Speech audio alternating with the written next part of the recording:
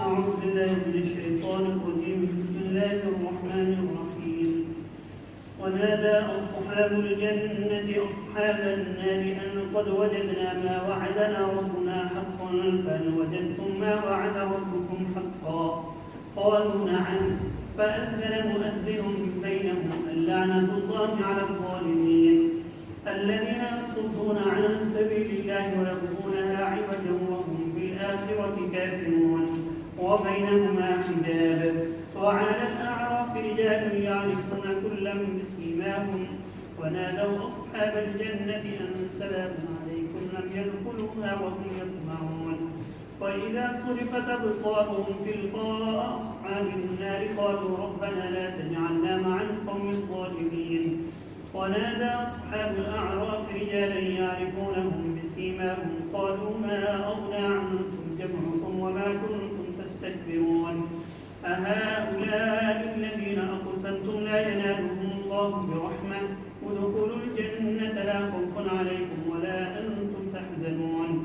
ونادى أصحاب النار أصحاب الجنة أن أفيضوا علينا من الماء أو مما رزقكم الله قالوا إن الله حرمهما على الكافرين الذين اتخذوا دينهم لهوا ولعبا وغرتهم الحياة الدنيا فاليوم ننساهم كما نسوا لقاء يومهم هذا وما كانوا بآياتنا يجحدون. ولقد جئناهم بكتاب فصلناه على علم هدى ورحمة لقوم يؤمنون هل ينظرون إلا تأويله يوم يأتي تأويله يقول الذين نسوه من قبل قد جاءت رسل ربنا بالحق فهل لنا من شفعاء فيشفعوا لنا أو نرد فنعمل غير الذي كنا نعمل قد خسروا أنفسهم وضل عنهم ما كانوا يفترون. إن ربكم الله الذي خلق السماوات والأرض في 6 أيام ثم استوى على العرش يغشي الليل النهار ويطلبه حثيثا والشمس والقمر والنجوم مسخرات بأمره ألا له الخلق والأمر تبارك الله رب العالمين. ادعوا ربكم تضرعا وخفيا إنه لا يحب المعتدين.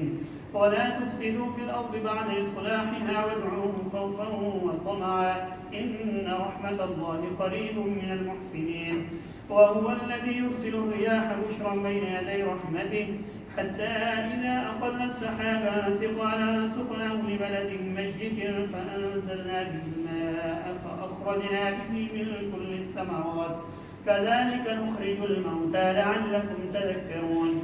والبلد الطيب يخرج نباته بإذن ربه والذي خبث لا يخرج إلا نكدا كذلك نصرف الآيات لقوم يشكرون.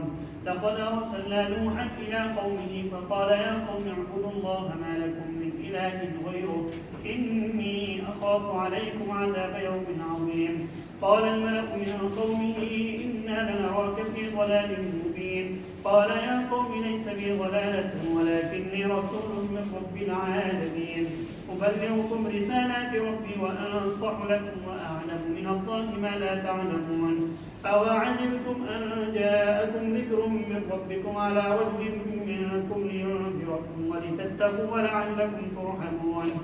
فكذبوه فأنجيناه والذين معه في الفلك وأغرقنا الذين كذبوا بآياتنا إنهم كانوا قوما عمين.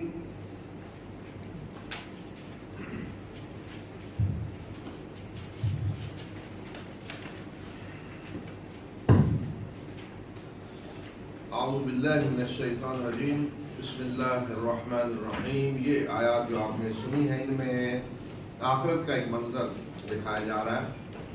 जन्नत वाले वहाँ क्या कर रहे होंगे और जन्नत और जहन्नम वालों के दरमियान जो मुकालमा होगा और वहीं फिर असहाबुल आराफ का भी जिक्र आ रहा है। तो फरमाया कि जन्नत वाले जहन्नम वालों को पुकार कर कहेंगे कि हमसे हमारे रब ने जो वादा किया था हमने तो उसे सच्चा पाया, तो क्या तुमसे तुम्हारे रब ने जो वादा किया था तुमने भी उसको सच पाया? तो वो कहेंगे कि हाँ। अहले जन्नत कहेंगे कि जो वादा हमसे हमारे रब ने किया था आज पूरा तुम्हारे सामने आ गया, जन्नत के वादे सब कुछ तुम्हारे साथ जो वादा हुआ था वो पूरा हो गया। तो कहेंगे हाँ क्या वादा? यानी जहन्नम। تو پھر ان کے درمیان ایک پکارنے والا پکارے گا، اعلان کرے گا کہ لعنت ہو اللہ کی ایسے ظالموں پر جو اللہ کے راستے سے روکتے ہیں اور اس کو ٹیڑھا کرنا چاہتے ہیں اور آخرت کا انکار کرنے والے ہیں، یعنی جہنم والے ہوئے کہ آج ان پہ جو ہے اللہ کی لعنت ہوئی ہے. کیوں ہوئی ہے؟ اس وجہ سے. اور ان کے درمیان جنت جہنم ان دونوں کے درمیان ایک پردہ ہوگا، اور اس بلندیوں پہ کچھ لوگ ہوں گے جو ہر ایک کو ان کی نشانیوں سے پہچانتے ہوں گے، اور وہ جنت والوں کو پکار کر کہیں گے کہ تم پہ سلام ہو، اور وہ خود جنت میں داخل نہیں ہوئے، یعنی پکارنے والے خود جنت میں داخل نہیں ہوئے اور وہ اس کے امیدوار ہیں، متوقع ہیں. اور جب ان کی آنکھیں پھیری جائیں گی جہنم والوں کی طرف تو وہ کہیں گے کہ ہمارے پروردگار ان ظالموں کے ساتھ ہمیں جمع نہ کرنا. تو یہ جو ہے کون ہے؟ اصحاب الاعراف بلندیوں پہ ہوں گے، جو جنت والوں کو بھی دیکھیں گے جہنم والوں کو بھی دیکھیں گے. وہ ہے کہ ابتدا میں جب جنت والے جنت میں گئے ہیں، اپنی سیٹیں ویٹیں سنبھال لیں، الاٹمنٹ ہوگی ہر ایک کو جو بھی، جہنم والوں کو بھی ہوگی، تو پھر ایک دوسرے سے مکالمہ ہوگا. اب یہ مکالمہ اس طرح بھی ہو سکتا ہے کہ اعلانیہ کوئی جیسے کوئی اسپیکر ہے جی پکار رہے ہیں، اور یہ بھی ہو سکتا ہے کہ ای میل ہو رہی ہو جی، واٹس ایپ وغیرہ ہر وقت وہ جاری رہے گا. کوئی جس کو دیکھنا چاہتا ہے فلاں سے بات کرنی، کدھر ہے؟ جنت میں ہے تو مل جائے گا جنت میں، فلاں اس کا نمبر ہے جی، فلاں جگہ ہے، کر لے بات. اگر وہ ملنا چاہتا ہے تو مل لیں، ورنہ بات کرنا چاہتا ہے کر. اگر آپ جس سے بات کریں جہنم میں ہے تو بھی کرا دی جائے گی. کوئی ہوتا ہے نا آدمی ڈھونڈ رہا ہے فلاں شخص ایک جگہ مجھے ملا تھا، یہ بڑا مجرم تھا، بڑا لگتا تھا، دین کا مذاق اڑاتا تھا، آج میری خواہش ہے کہ پتہ کرو وہ کدھر ہے. تو آگے آ رہا ہے 100 بارے میں تو بتا دیا جائے گا. چلیے ڈھونڈ دیتے ہیں 1 منٹ میں، بات بھی کرنی ہے تو کرا دیتے ہیں. یہ بیٹھے ادھر جی بات کر لیں، سب کچھ ہو رہا ہو. کس کو دیکھنا چاہتے ہیں، کس کو ملنا چاہتے ہیں، کس سے بات کرنا چاہتے ہیں، وہ ہر وقت میسر ہے. تو یہ جو ہوں گے بلندیوں پہ جنت جہنم کے درمیان، یہ کون ہوں گے؟ بعض علماء نے کہا کہ یہ وہ ہیں جن کے نیکیاں بدیاں برابر ہیں. لیکن یہ جس طرح مخاطب کر رہے ہیں نا دونوں پہلے جنت جہنم، اس سے یہ نہیں لگتا کہ اس طرح کے لوگ ہیں. یہ ظاہر یہ ہوتا ہے. اور جس طرح رجال کا ہے قرآن رجال، اس سے یہ لگتا ہے کہ یہ وہ لوگ ہیں جنہوں نے دنیا میں دین کی دعوت دی، لیڈر اسلام کے دعوت دینے والے، جنہوں نے قربانیاں دیں، جدوجہد کی. تو اللہ تعالیٰ ان کو دکھانا چاہے گا اس موقع پہ. جس کو دیکھنا چاہتے ہیں مجرم کو، یہ دیکھو آج فلاں یہ جہنم میں یہ ہے. تو پھر اسی لیے دیکھیں نا ان کے بارے میں کہا کہ وہ ہر ایک کو اس کی نشانیوں سے جانتے ہوں گے، ہر ایک کی علامتوں سے پہچان لیں گے. یہ فلاں ہے، یہ ابو جہل ہے، یہ فلاں ہے، یہ وہ ہے، پہچان رہے ہوں گے. فرعون ہے، فلاں ہر دور کے اپنے اپنے ظالموں کو جانتے ہوں گے. اور وہ جنت والوں کو پہلے انہیں سلام کہیں گے، تمام جنت والوں کو سلام کہیں گے. فرمایا کہ خود ابھی داخل نہیں ہوئے لیکن امیدوار ہیں، جب انہیں ابھی کہا گیا کہ پہلے آپ دیکھیں سارا کچھ. اور پھر ان کی آنکھیں پھیری جائیں گی آگ والوں کی طرف، دیکھ لیے جہنم ہے. تو فوراً دیکھتے ہی کہیں گے کہ آپ پروردگار ان لوگوں ظالموں کے ساتھ ہمیں جمع نہ کرنا. اور فرمایا کہ پھر آراف والے کچھ لوگوں کو جن کو وہ ان کی علامتوں سے پہچانتے ہوں گے، کفر کے بڑے بڑے لیڈروں کو پکار کر کہیں گے کہ وہ تمہارے جتھے اور جن چیزوں پہ بڑا تمہیں گھمنڈ تھا بتاؤ تمہارے کچھ کام آئیں. اور یہ وہ لوگ، یہ غریب لوگ، یہ وہ لوگ کہ تم جن کے بارے میں قسمیں کھاتے تھے کہ اللہ کی رحمت کا کوئی حصہ انہیں نہیں ملے گا، آج دیکھو انہیں کہہ دیا گیا کہ جنت میں داخل ہو جاؤ، تمہیں کوئی خوف اور غم نہیں ہوگا. تو یہ خصوصاً جو ہے نا کل ان کی بات، اس سے بھی پتہ چلتا ہے کہ یہ لیڈر ہوں گے مسلمانوں کے بڑے بڑے، یعنی وہ بڑے بڑے مجرموں کو کہیں گے کہ یہ آج غریب لوگ مسلمان تم جن کے بارے میں کہتے تھے جن کو تو اللہ کی رحمت کا کوئی حصہ نہیں ملے گا. وہ کہتے ہیں جو یہاں ناکام آخرت میں بھی ناکام، جس کو ہم پہ بھی اللہ کا فضل ہے یہاں بھی وہاں بھی. تو کہیں گے کہ جن کے بارے میں تم قسمیں کھاتے تھے کہ یہ وہاں بھی جہنم میں بھی جائیں گے، تو آج دیکھو اللہ نے انہیں جنت میں داخل کر دیا اور انہیں کہہ دیا گیا کہ تمہیں کوئی خوف اور غم نہیں ہوگا. اب پھر آگ والے جہنم والے گفتگو کر رہے ہیں جی جنت والوں سے، اور جہنم والے جنت والوں کو پکار کر کہیں گے کہ تمہارے رب نے تمہیں، تمہارے اللہ نے جو رزق تمہیں پانی اور کھانے کا دیا ہے، یہ کچھ ہمیں بھی دے دو، یعنی کچھ بچا کچھ ہماری طرف پھینک دو کچھ. تو وہ جواب دیں گے کہ یہ دونوں چیزیں اللہ نے کافروں پہ حرام کر دی ہیں. کیا؟ کھانے کی کوئی بھی چیز اور پانی حرام کر. پانی ملے گا کھولتا ہوا جیسے پانی نہیں کہا جائے گا. کھانے کے لیے کیا چیز ملے گی وہ آگے آ رہا ہے. کس قسم کی چیزیں ملیں گی؟ خون اور پیپ، اور جسے کوئی کھا نہیں سکتا وہ کھانا نہیں. فرمایا کہ یہ دونوں چیزیں اللہ نے کافروں پہ حرام کر دی ہیں. وہ جنہوں نے اپنے دین کو کھیل تماشا سمجھا، دنیا میں دین کے جن کے لیے کھیل تماشا تھا، اور دنیا کی زندگی انہوں نے دھوکے میں مبتلا کیا، تو اللہ تعالیٰ فرمائیں گے کہ آج ہم بھی انہیں نظر انداز کر رہے ہیں جس طرح انہوں نے ہماری اس دن کی ملاقات کو بلائے رکھا. انہوں نے ہماری ملاقات کو بلایا ہوا تھا. دیکھیں نا، ایک عجیب بات ہے کہ انسان جس کو اس کے رب نے سب کچھ دیا، اتنی نعمتیں اس کے اندر ظاہر باطن ہر طرف، تو ایک شوق ہونا چاہیے کہ میں اپنے رب سے ملنا چاہتا ہوں. ہونا چاہیے کہ نہیں؟ یعنی آپ مثلاً آپ کے گھر کسی نے نئی گاڑی بھیج دی، نئی گاڑی چابی پکڑا گیا کوئی، یہ لیں، پہلے تو آپ ڈھونڈیں گے کون ہے بھائی اس نے اتنا نقصان کیا. جب پتہ چل جائے فلاں ہے، آپ کے اندر شوق نہیں ہوگا اسے مل کے شکریہ ادا کرنا ہوگا یا نہیں؟ اور اگر کوئی ہر سال آپ کو ایک نئے ماڈل گاڑی دے جاتا ہے، شوق ہوگا نا اسے ملے. اتنا بڑا ظلم ہے ایک انسان اپنے رب سے ملنا ہی نہیں چاہتا.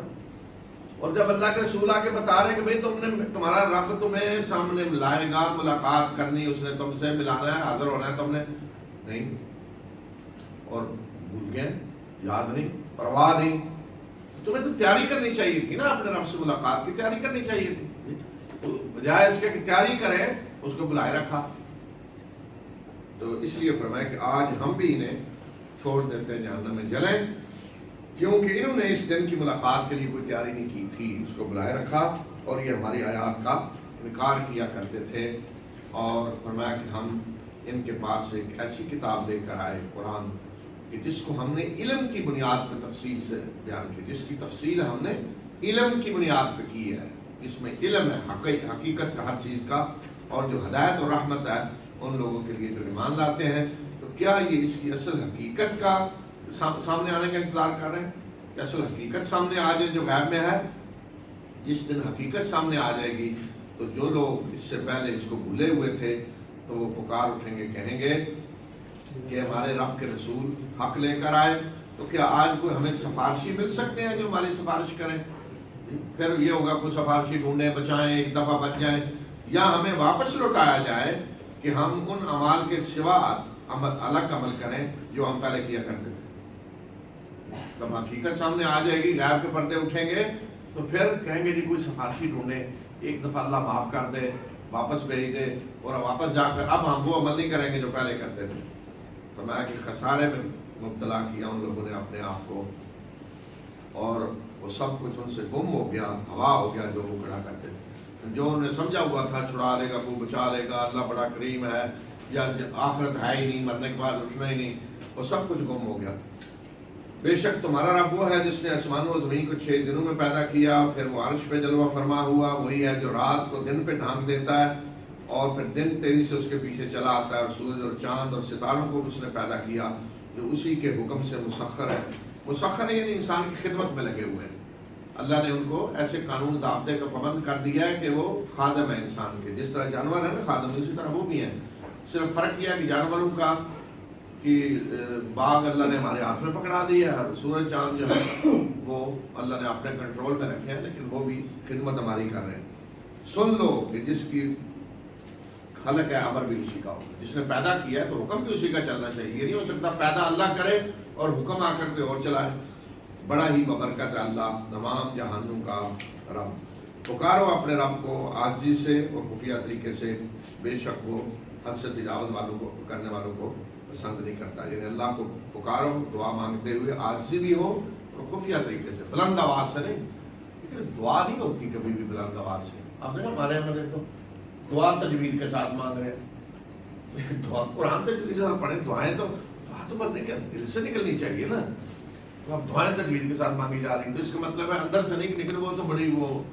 تو اس طرح دعا جو ہے اس میں 2 چیزیں، عاجزی ہو اللہ کے سامنے، الفاظ سے بھی ظاہر ہو رہا ہو، آدمی کے شکل سے بھی، اور خفیہ طریقے، اور زمین میں فساد نہ پھیلاؤ، اس کے بعد اس کی اصلاح ہو چکی ہے، اور اپنے رب کو پکارو خوف اور طمع کی حالت میں، اس سے ڈر کر اور امید رکھتے ہوئے، دونوں حالتیں ہو، ڈر بھی ہو امید بھی ہو۔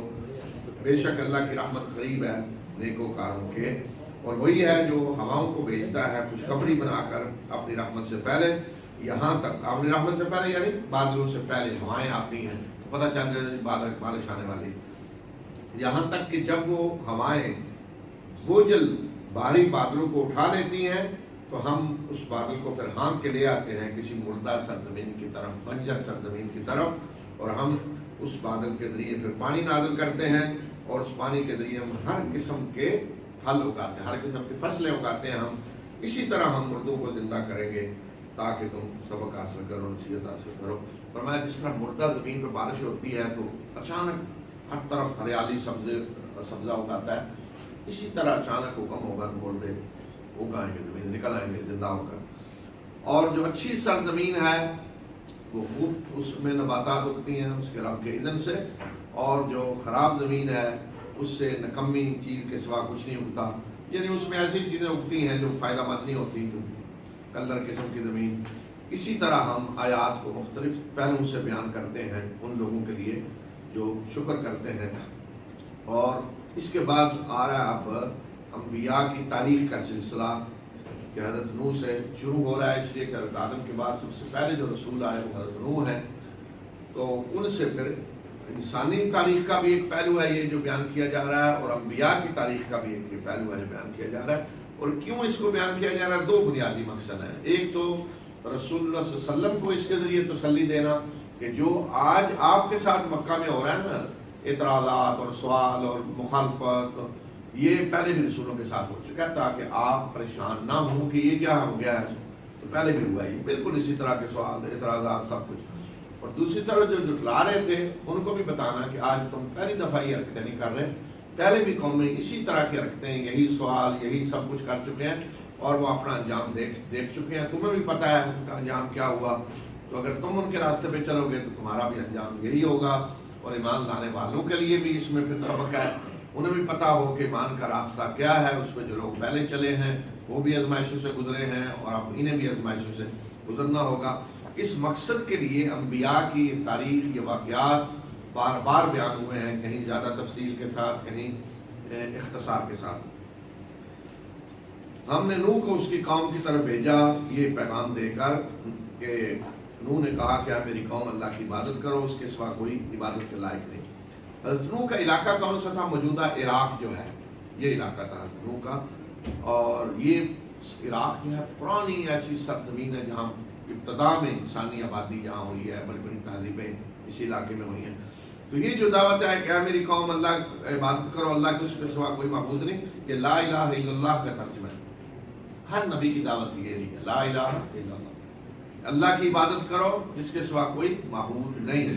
ہر نبی نے یہی دعوت دی ہے کہ عبادت کا حقدار اللہ ہے، وہی معبود حقیقی ہے، اس کے سوا کسی اور کی عبادت نہیں ہو سکتی۔ مجھے تمہارے بارے میں ایک بڑے دن کے عذاب کا اندیشہ ہے، یعنی اگر تم اسی طرح شرک کرتے رہو گے تو مجھے ڈر ہے کہ بڑے دن کا عذاب، سخت قسم کا عذاب تم پہ آئے گا۔ تو قوم کے سرداروں نے جواب دیا کہ ہم تو تمہیں ایک واضح گمراہی میں دیکھ رہے ہیں۔ حضرت نوح کو انہوں نے کہا، تو نوح نے کہا کہ میری قوم مجھ پہ کوئی گمراہی نہیں ہے، بلکہ میں تو رب العالمین کا رسول ہوں، اور تمہیں اپنے رب کے پیغامات پہنچا رہا ہوں، اور تمہاری خیر خواہی کر رہا ہوں، اور اللہ کی طرف سے وہ کچھ جانتا ہوں جو تم نہیں جانتے۔ کیا تمہیں اس بات پہ تعجب ہو رہا ہے کہ تمہارے پاس تمہارے رب کی طرف سے یاد دہانی تمہیں میں سے ایک شخص پہ نازل ہوئی ہے، یعنی تمہیں میں سے اللہ نے ایک کو رسول بنایا یاد دہانی کے لیے، تمہارے اندر سے اللہ نے کسی کو منتخب کر لیا ہے اپنا پیغام پہنچانے کے لیے۔ اس پہ تمہیں تعجب ہو رہا ہے، یعنی انسان کو اللہ نے نبی بنا دیا تاکہ وہ تمہیں خبردار کرے، اور تاکہ تم ڈرو، اور تاکہ تم پہ رحم کیا جائے۔ تو انہوں نے اس کو جھٹلا دیا، یعنی نوح کو۔ پھر ہم نے اس کو اور اس کے ساتھ جو ایمان لائے ان کو کشتی میں نجات دی، اور جنہوں نے ہماری آیات کو جھٹلایا ان کو ہم نے غرق کر دیا، بے شک وہ اندھے لوگ تھے۔ تو یہ مختصر قصہ کو بیان کر دیا جاتا ہے، لیکن یہ کشمکش इस तरह नहीं है नूह आए, उन्होंने दावत दी, उन्होंने जवाब दिया जी गर्क कर दिए गए। 950 साल हजरत नूह ने दावत दी है। तो सब्र करें कि 950 साल ये कौम जो चलाती रही, 950 साल हजरत नूह बर्दाश्त करते रहे, सब्र करते रहे, सब कुछ सुनते रहे। अल्लाह ताला ने कौम को मोहलत दी, कुफर के बावजूद, शिरक के बावजूद।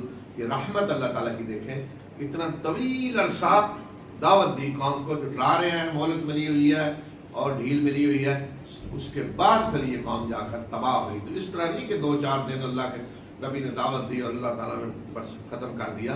जिस तरह आज हम लोग हैं ना, कोई जरा किसी ने बात नहीं सुनी, कोई छोड़ मुझे ये काफर है, कुफर के फतवे इतने होते हैं।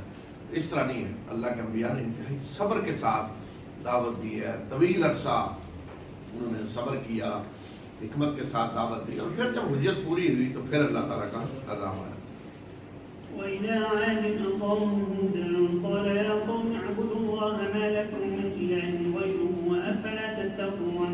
قال الملأ الذين كفروا من قومه إنا لنراك في سفاهة وإنا لنظنك من الكاذبين. قال يا قوم ليس بي سفاهة ولكني رسول من رب العالمين أبلغكم رسالات ربي وأنا لكم ناصح أمين.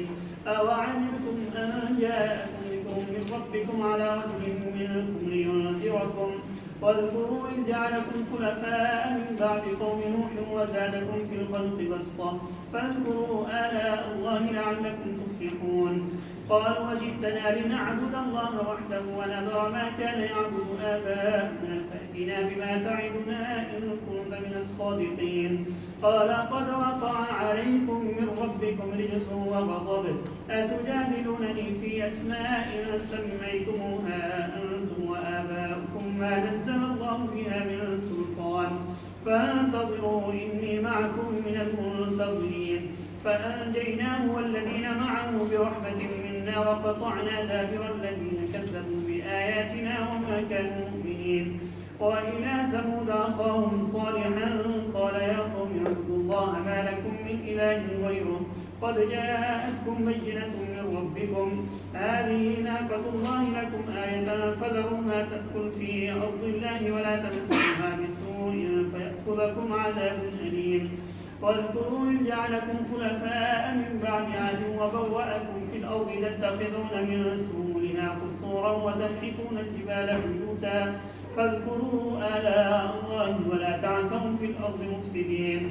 قال الملأ الذين استكبروا من قومه للذين استضعفوا لمن آمن منهم أتعلمون أن صالحا مرسل من ربه قالوا إنا بما أرسل به مؤمنون.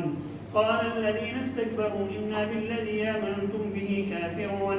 فعقروا الناقة وعتوا عن أمر ربهم وقالوا يا صالح ائتنا بما تعدنا إن كنت من المرسلين.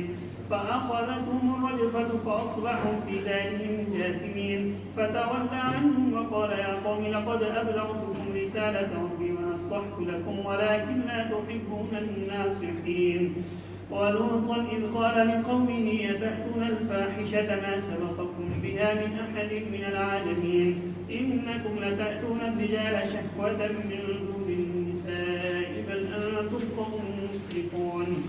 وما كان جواب قومه إلا أن قالوا اخرجوهم من قريتكم إنهم أناس يتطهرون. فأنجيناه وأهله إلا امرأته كانت من الغابرين وأمطرنا عليهم مطرا فانظر كيف كان عاقبة المجرمين. बिस्मिल्लाहिर्रहमानिर्रहीम। अब इसके बाद कौम आद का जिक्र है। कौम आद सऊदीया के अंदर ये जो देखते हैं ना, अरब खाली इलाका है जहाँ रेत ही रेत पीने हैं और कोई इंसानी ज़िंदगी का मौजूद नहीं, जहाँ मस्कत का बॉर्डर है इस तरफ, तो ये इलाका सारा था कौम आद का इलाका। तो आज भी आप यूट्यूब पे जाएं, बाद तस्वीरें मिलती हैं, उसी मट्टी के नीचे बड़े बड़े महल्लात बने नजर आते हैं। इस इलाके में नहरें जारी थी, जिससे पता चलता है कि बड़ा सरसब्ज़ इलाका था और ये कौम बड़ी ताकतवर कौम थी। उन्होंने बड़े महल्लात बनाए और जिसका कुरान ने खास तौर पर इनका जिक्र भी किया है। तो تو یہ ہے قوم عاد. حضرت ہود ان کی طرف بھیجے گئے تو ان کا ذکر آ رہا ہے. اور عاد کی طرف ہم نے ان کے بھائی ہود کو بھیجا. ان کے بھائی یعنی اسی قوم کے فرد، باہر سے نہیں آئے تھے، اسی قوم کے وہ فرد تھے. اور انہوں نے اپنی قوم کو دعوت دیتے ہوئے کہا کہ میری قوم اللہ کی عبادت کرو، اس کے سوا کوئی معبود حقیقی نہیں ہے، کیا تم کرتے نہیں ہو؟ تو قوم کے سرداروں میں سے جنہوں نے کفر کیا انہوں نے کہا کہ ہم تو آپ کو بے وقوفی میں مبتلا دیکھ رہے ہیں اور ہم سمجھتے ہیں کہ تم جھوٹوں میں سے ہو. تو ہود نے کہا کہ میری قوم میں کوئی بے وقوف نہیں ہوں، بلکہ میں تو رب العالمین کا رسول ہوں. میں تمہیں اپنے رب کے پیغامات پہنچا رہا ہوں اور تمہارے لیے ایک دیانتدار خیر خواہ ہوں. تمہاری خیر خواہی کر رہا ہوں انتہائی دیانتداری کے ساتھ. کیا تمہیں اس بات پہ تعجب ہے کہ تمہارے پاس تمہارے رب کا ذکر تمہیں میں سے ایک شخص کے ذریعے آیا ہے تاکہ وہ تمہیں خبردار کرے؟ یاد کرو کہ جب کہ اللہ نے قوم نوح کے بعد تمہیں ان کا جانشین بنایا اور تمہیں جسمانی ساخت میں بڑی وسعت عطا کی. یہ قومیں آج جو ہے بڑے لوگ تھے جسمانی طور پہ طاقتور، اور حتیٰ کہ یہ واحد قوم ہے کہ ان کی تصویریں بھی بار میں نے دیکھی، پنجر ہے پنجر ڈھانچہ جو ہے. تو آپ دیکھ کے کہیں گے کہ یہ لوگ وہ قوم ہے کہ آج کے لوگ بالکل الگ. ایسے آج کے لوگ 4-5 رکھیں تو ایک آدھ کا آدمی بنتا ہے. یہ واحد قوم ہے کہ جس کو جسمانی اتنی طاقت اللہ نے دی. فرعون کی لاش آپ نے دیکھی، وہ آج کے لوگوں سے کوئی مختلف نہیں نظر آتی، لیکن ان کا ڈھانچہ دیکھیں جسمانی تو لگتا ہے کہ پتہ نہیں کتنے 10-20 فٹ کے ہوں گے اتنے، اور بڑے موٹے تازے جیسے لوگ ہوتے ہیں. تو اس لیے خاص طور پہ اللہ تعالیٰ کی یہ نعمت ان کو یاد دلا رہے ہیں حضرت ہود. اور یاد کرو اللہ کی نعمتوں کو تاکہ تم فلاح پاؤ. ان سرداروں نے کہا کہ کیا تو ہمارے پاس اس لیے آیا ہے کہ ہم اکیلے اللہ کی عبادت کریں اور ان کی عبادت چھوڑ دیں جن کی ہمارے آباء و اجداد عبادت کرتے رہے ہیں؟ لے آ تو وہ جس سے ہمیں ڈراتا ہی نہیں عذاب، اگر تو سچوں میں سے ہے. یہ آپ غور کریں کہ وہ کہہ رہے ہیں کہ کیا تو اس لیے آیا کہ ہم صرف اللہ کی عبادت کریں؟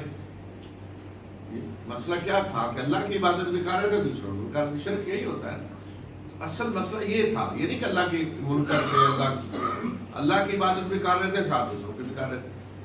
تو انہوں نے کہا کیا تو صرف اللہ کی عبادت کرانا چاہتا ہے اور باقی جن کی ہم عبادت آباء و اجداد کے وقت سے کرتے آ رہے ہیں ان کی چھوڑ دیں؟ تو اختلاف ہمیشہ یہی رہا. اللہ کے انبیاء نے یہ کہا کہ صرف اللہ کی عبادت کرو، اور لوگ کہتے تھے نہیں اللہ کی بھی کریں گے ساتھ دوسروں کی بھی کر رہے ہیں. تو ہود نے کہا کہ تم پر تمہارے رب کی طرف سے نجاست اور غضب مسلط ہو چکا ہے. کیا تم مجھ سے ان ناموں کے بارے میں بحث کر رہے ہو جو تم نے اور تمہارے آباء و اجداد نے رکھ لیے ہیں، جن کی اللہ نے کوئی سند نازل نہیں کی؟ تو انتظار کرو، میں بھی تمہارے ساتھ انتظار کرتا ہوں. ان ناموں کے بارے میں بحث کر رہے ہو، یعنی تم نے کچھ خود نام رکھ لیے، کسی کو کوئی وہ دے دیا لقب. جیسے اب دیکھیں ہم نے دیے ہوئے عجیب لقب. اب دیکھیں اب اللہ کے نیک بندے بزرگ جو گزرے ہیں، آپ پڑھیں ان کی تاریخ جو ہمارے ہاں پاک و ہند میں بہت سارے بزرگ ہیں، یعنی دین کے لیے بڑی خدمات ہیں ان کی. انہوں نے اسلام کو کھلایا، ان کے ذریعے ہزاروں لوگوں نے اسلام قبول کیا. لاہور میں علی اجمیری ہیں، دوسرے کے بزرگ ہیں. تو اب لیکن ہم نے کیا کیا؟ بجائے اس کے کہ ان سے محبت کریں، ان کے لیے دعا کریں کہ اللہ ان کے درجات بلند کرے. اب بعض لوگ کہتے ہیں جی بزرگوں کو کیا ہوتا ہے کہ ہم ان کے لیے دعا کریں؟ ہم تو اللہ کے رسول کے لیے دعا کرتے ہیں. دعا ہی ہے نا، تو درود پڑھتے ہیں، کیا ہے؟ دعا ہے نا. اللہم صلی علی محمد، اے اللہ اپنی رحمتیں برکتیں نازل کر اپنے رسول صلی اللہ علیہ وسلم پہ. اسی طرح اللہ کے نیک بندوں کے لیے بھی دعائیں کرنی چاہیے کہ اللہ اپنی رحمتیں برکتیں نازل کر اپنے نیک بندوں پہ، ان کے درجات اور بلند کر. یہ ہونا چاہیے. لیکن ہم نے انہیں کیا بدلہ دیا اس کا، ان کی خدمات کا؟ مثلا شیخ علی اجمیری رحمۃ اللہ، ان کا نام ہی داتا رکھ دیا. اب داتا تو ہمارا کیا؟ داتا ہمارا تو خدا ہے. دینے والا کون ہے؟ خدا. وہ کون ہے؟ بزرگ دوسرے. ان کا نام ہی غریب نواز رکھ دیا. غریبوں کو نوازنے والا تو اللہ ہے. نام ہی ہم نے کیا کیا رکھ دیے ان کے، کل وہ کیا بدلہ دے رہے ہیں ہم انہیں کہ ان کے احسانات دیکھیں، ان کی خدمات دین کے لیے، اور ہم نے ان کے ساتھ کیا کیا کہ ان کو کچھ بنا دیا، کیا کچھ نام رکھ دیے. تو اس طرح اپنی طرف سے رکھ دیتے ہیں لوگ، فلاں یہ ہے، فلاں خدا ہو، بال جیسے تھا، بال کا معنی بھی یہی ہے، داتا دینے والا۔ تو حضرت ہود کہہ رہے ہیں کہ کیا تم مجھے اس طرح ان ناموں کے بارے میں بحث کرو جو تم نے رکھ لی ہیں؟ اللہ نے تو کوئی سند نہیں نازل کی، یعنی اللہ نے تو نہیں کسی کو کوئی سرکلر بھیجا، نہیں فلاں کو میں نے داتا بنایا، فلاں کو غریب نواز بنایا، فلاں کو فلاں بنایا، تو اللہ نے تو نہیں ایسی کوئی سند نازل کی۔ اس سے بڑا ظلم کیا ہے کہ تم خود اس طرح کے نام رکھ رہے ہو جو خدائی صفات ہیں، جو اللہ تعالیٰ کے کام ہیں، وہ دوسروں کو دے رہے ہو۔ تو اس لیے حضور نے کہا کہ انتظار کرو، میں بھی تمہارے ساتھ انتظار کرتا ہوں کہ دیکھو اب تمہارا کیا اشر ہوتا ہے۔ تو پھر کیا ہوا؟ فرمایا کہ ہم نے اسے اور جو ایمان لائے تھے اس کے ساتھ اپنی رحمت سے انہیں نجات دی، اور جنہوں نے ہماری آیات کو جھٹلایا ان کی جڑ کاٹ کر رکھ دی ہم نے، اور وہ مومن نہیں تھے۔ اور پھر آگے آ رہی قوم سمود، قوم عاد میں سے جو لوگ ایمان لانے والے بچے نا، جن کو فرمایا کہ ہم نے نجات دی، انہی کی نسل سے آگے قوم سمود اٹھی۔ اور قوم سمود کا علاقہ مدینہ سے آگے تبوک کی طرف جا رہے ہوں تو مدائن صالح کا علاقہ آتا ہے، اور آج بھی وہ پہاڑ جن کو تراش کر اس قوم نے گھر بنائے تھے، وہ گھر آج بھی موجود ہیں پہاڑوں کے اندر تراشے ہوئے۔ اس سے پتہ چلتا ہے کہ یہ کتنی طاقتور قوم تھی کہ پہاڑوں کو تراش کے انہوں نے گھر بنائے۔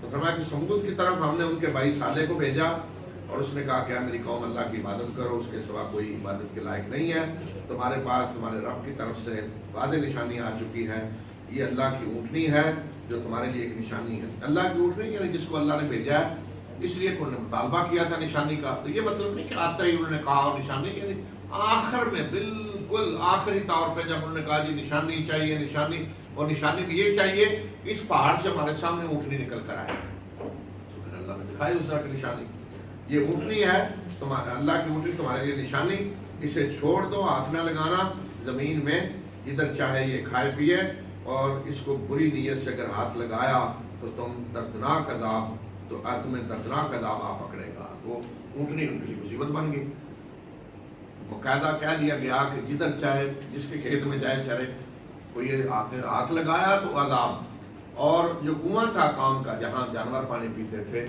ایک دن اونٹنی کیلی پیے گی، ایک دن تمہارے جانور پیئیں گے، جس دن اونٹنی کی باری ہے اور کوئی نہیں آئے گا۔ کچھ دن تم نے پابندی کی، اور پھر ایک شخص بدماش اٹھا قوم کا، اور اس نے کہا جی میں قتل کرتا ہوں، باقی نے ٹھیک ہے کر دو۔ اس نے اونٹنی کو قتل کر دیا، اور پھر 3 دن کی مہلت دے دی گئی، اللہ کا عذاب آ گیا۔ فرمایا کہ یاد کرو اس بات کو کہ اللہ نے تمہیں قوم عاد کے بعد ان کا جانشین بنایا، اور تمہیں زمین میں اقتدار بخشا، تم اس کے میدانوں میں محل بناتے ہو اور پہاڑوں کو تراش کر گھر بناتے ہو، یعنی میدانی علاقوں میں تو بڑے بڑے محلات بناتے ہو اور پہاڑوں کو تراش کر گھر بناتے ہو۔ تو اللہ کی نعمتوں کو یاد کرو اور زمین میں فساد نہ پھیلاتے پھرو۔ تو قوم کے ان سرداروں نے جنہوں نے تکبر کیا تھا، کہا ان لوگوں کو جو بے بس کمزور سمجھے گئے تھے اور جو ان میں سے ایمان لائے تھے، کہ کیا تم جانتے ہو کہ صالح اللہ اس کے رب کی طرف سے بھیجا ہوا رسول ہے؟ یعنی مستکبرین سردار، غریب لوگ جو ایمان لائے، ہمیشہ اللہ کے انبیاء پہ ایمان غریب لوگ ہی لاتے ہیں۔ ان غریب لوگوں کو انہوں نے کہا کہ کیا تم جانتے ہو کہ واقعی صالح جو ہے یہ اللہ کے رسول ہے؟ تو انہوں نے کہا کہ جو کچھ دے کر یہ بھیجے گئے ہم تو ایمان لاتے ہیں، اس پہ جو پیغام ہے وہ اللہ کے رسولوں والا پیغام ہے، ہم اس پیغام پہ ایمان لائے ہیں۔ تو مستکبرین نے کہا کہ جو کچھ جس پہ تم ایمان لائے ہو ہم تو اس کا انکار کرتے ہیں، اور پھر انہوں نے اونٹنی کو قتل کر ڈالا، اور اپنے رب کے حکم کی انہوں نے اپنے رب کے حکم کی خلاف ورزی کی، سرکشی کی، اور انہوں نے کہا کہ اے صالح لے آ وہ چیز جس سے تو ہمیں ڈراتا ہے، اگر تو رسولوں میں سے ہے، ساتھ کہا کہ لے چیلنج بھی کر دیا۔ تو اب فرمایا کہ انہوں نے اونٹنی کو قتل کیا، جمع قتل ایک شخص نے کیا، لیکن دوسروں کی بھی تائید حاصل کی۔ تو جب کسی کو تائید حاصل ہو باقی لوگوں کی تو بے شک ایک آدمی کام کرے، پوری قوم اس میں شریک ہوتی ہے۔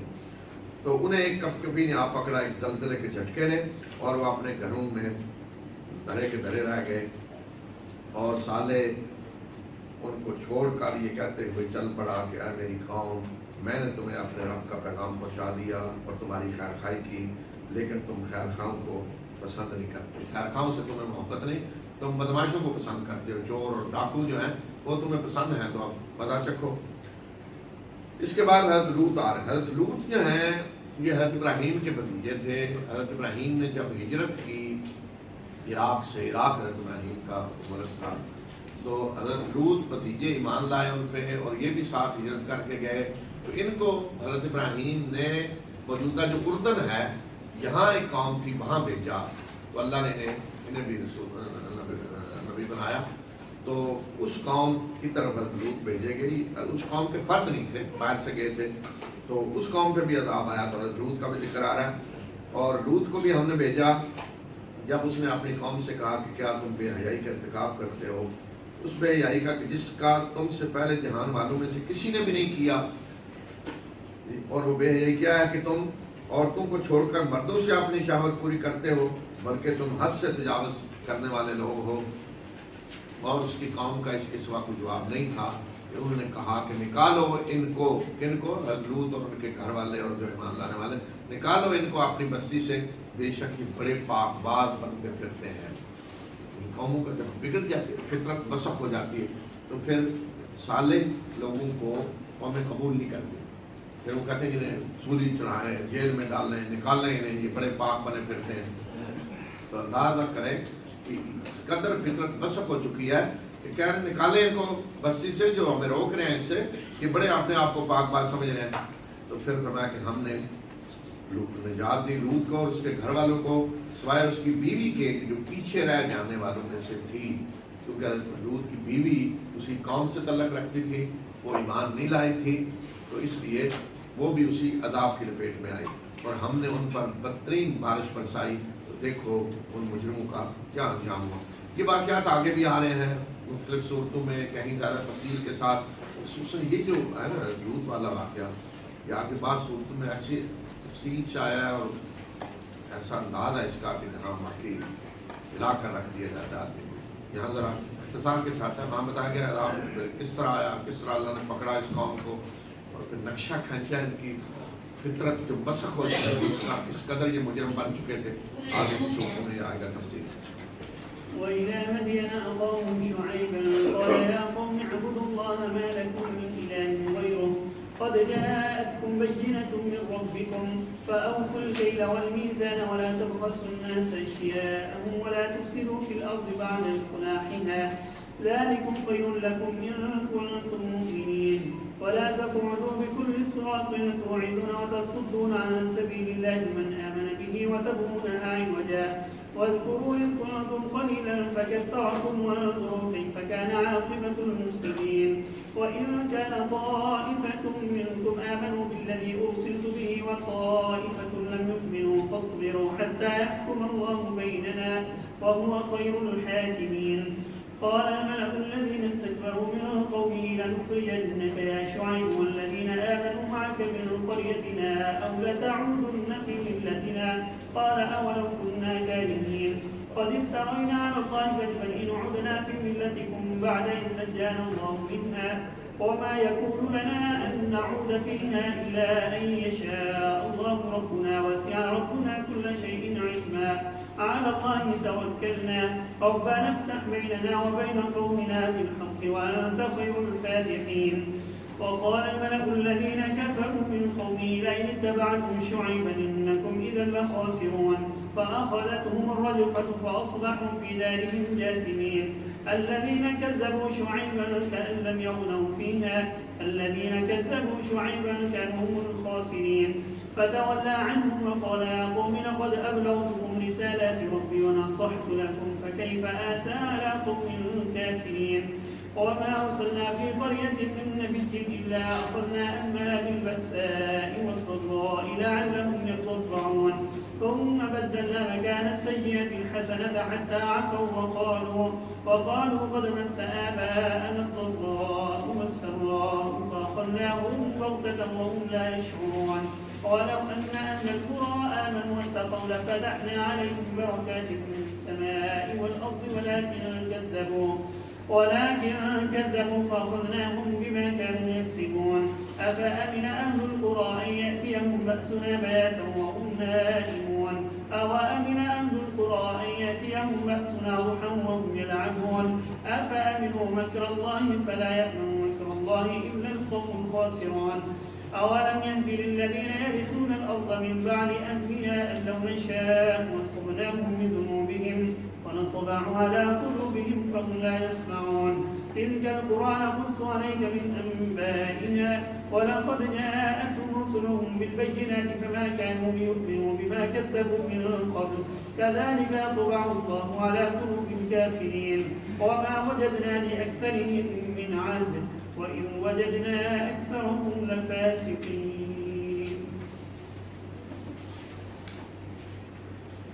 یہ قوم مدین کا ذکر ہے. قوم مدین کی طرف اللہ تعالیٰ نے حضرت شعیب کو بھیجا. قوم مدین جو ہے یہ حجاز کے شمال میں ہے. مدینہ سے آگے جائیں تو مدین کا علاقہ آتا ہے. اور مدین کی طرف ہم نے ان کے بھائی شعیب کو بھیجا. اس نے کہا کہ میری قوم اللہ کی عبادت کرو, اس کے سوا کوئی تمہارا معبود نہیں ہے, اور تمہارے پاس تمہارے رب کی طرف سے واضح نشانی آ چکی ہے. ناپ تول پورا کرو اور لوگوں کو ان کی چیزیں کم کر کے نہ دو. ناپ تول میں جب آدمی کمی کرتا ہے تو لوگوں کا جو مال ہے اس کو دے دو. مطلب کسی کو کلو دینا ہے تو کم کرے گا, اس کا مال کم کر کے دے گا. اور زمین میں فساد نہ پھیلاؤ. اس کے بعد اس کی اصلاح ہو چکی ہے اور یہ تمہارے لیے بہتر ہے اگر تم مومن ہو.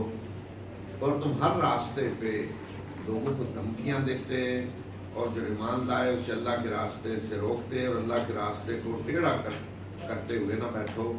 اور یاد کرو کہ جب تم تھوڑے تھے اللہ نے تمہیں زیادہ کیا, اور دیکھو کہ مفسدوں کا کیا انجام ہوا. یعنی یہ قوم جو ہے یہ اس طرح ظاہر ہوتا ہے کہ جیسے ڈاکو تھے, لوگوں پہ ڈاکے ڈالنے اور دھمکیاں دینی, ایمان لانے والوں کو بھی ڈرانا. تو یہ بدماشی جو کر رہے تھے تو اس پہ حضرت شعیب انہیں سمجھا رہے ہیں کہ اللہ کی نعمتوں کو یاد کرو. تم تھوڑے تھے, اللہ نے تمہیں تمہاری تعداد کو بڑھایا, اور اگر اسی طرح یہ جرائم کرو گے تو دیکھ لو مفسدین کا پہلے انجام کیا ہوا, تمہارا بھی وہی ہوگا. اور اگر ایک گروہ تم میں سے ایمان لایا اس پہ جو میں دے کر بھیجا گیا ہوں, اور ایک گروہ ایمان نہیں لایا, تو پھر صبر کرو یہاں تک کہ اللہ ہمارے درمیان فیصلہ کر دے, اور وہ بہترین فیصلہ کرنے والا ہے. تو اس قوم کے ان سرداروں نے جنہوں نے تکبر کیا تھا کہا کہ ہم تو اے شعیب ہم تمہیں اور ان لوگوں کو جو تمہارے ساتھ ایمان لائے ہیں ہم اپنی بستیوں سے نکال دیں گے, یا تمہیں ہماری ملت میں پلٹنا ہوگا. شعیب نے کہا کہ اس حالت میں بھی کہ ہم اس کو ناپسند کرتے ہوں. انہوں نے کہا کہ یا تو ہم آپ کو نکال دیں گے یہاں سے, یا ہماری ملت میں واپس ہمارے دین پہ آ جاؤ. تو حضرت شعیب نے کہا کہ زبردستی کرو گے اس حال میں بھی کہ ہم ناپسند کرتے ہوں تمہارے دین کو, پھر بھی زبردستی ہم پہ کرو گے, اور اگر ہم تمہارے دین کی طرف پلٹ کر آئیں تو پھر تو ہم نے اللہ پر جھوٹ باندھا اگر ہم پلٹ کر آئے تمہاری ملت کی طرف. اس کے بعد کہ اللہ نے ہمیں اس سے نجات دے دی, اور یہ ہمارے لیے یہ نہیں ہو سکتا کہ ہم اس کی طرف پلٹ کر آئیں الا یہ کہ اللہ ہمارا رب چاہے, اور ہمارے رب کا علم ہر چیز بے وسیع ہے. اللہ ہی پر ہم نے توکل کیا. اے ہمارے رب ہمارے اور اس قوم کے درمیان حق کے ساتھ فیصلہ کر دے, اور تو بہترین فیصلہ کرنے والا ہے. تو یہاں آپ دیکھیں کہ جبر کس کی طرف سے ہو رہا ہے. ہمیشہ تاریخ میں جبر اللہ کے انبیاء نے نہیں کیا کہ کسی کو زبردستی مسلمان بنایا. پوری ساری قوموں کو دیکھیں کہ ہمیشہ ایمان لانے والوں کو روکا جا رہا ہے ایمان سے. یعنی اللہ کے نبی تو آ کر صرف دعوت دے رہے ہیں, نہ ان کے پاس فوج ہے, حتیٰ کہ لالچ کے لیے بھی کوئی چیز نہیں ہے. بعد اب آپ کہتے ہیں جی آپ لالچ دے کے کسی کو مسلمان بنا رہے ہیں, وہ مسلمان بنتا ہے تو اس کی کھیتی زیادہ ہونے لگتی ہے, اس کو پیسے ویسے دیتے ہیں, وہ بھی نہیں ہے. لالچ بھی نہیں ہے, لشکر بھی نہیں ہے. جبر کے وسائل میں سے کوئی وسیلہ ہے ہی نہیں. ترغیب کے لیے بھی کوئی چیز نہیں ہے کہ مال وہ بھی نہیں ہے. تو جبر کس طرف سے ہے؟ جو سردار تھے مشرک وہ ایمان لانے والوں کو روک رہے ہیں, ایمان جو لاتا ہے اسے ستا رہے ہیں, اللہ کے انبیاء کو دھمکیاں دے رہے ہیں. تو یہ معاملہ یہ ہے. اور لیکن پراپگنڈا کیا ہے جی اسلام جبر سے پھیلا, زبردستی پھیلا. زبردستی کسی اللہ کے نبی نے نہیں کی, کر ہی نہیں سکتے تھے. اللہ کے انبیاء کے پاس تو تھا ہی کچھ نہیں, نہ فوج ہے نہ کچھ ہے, نہ کس بات پہ زبردستی کرتے. رسول صلی اللہ علیہ وسلم مکہ میں کیا زبردستی کر سکتے تھے؟ آپ کو کوئی فوج تھی, کوئی لشکر تھا نہیں. مدینہ میں بھی آپ نے تو کوئی زبردستی نہیں کی.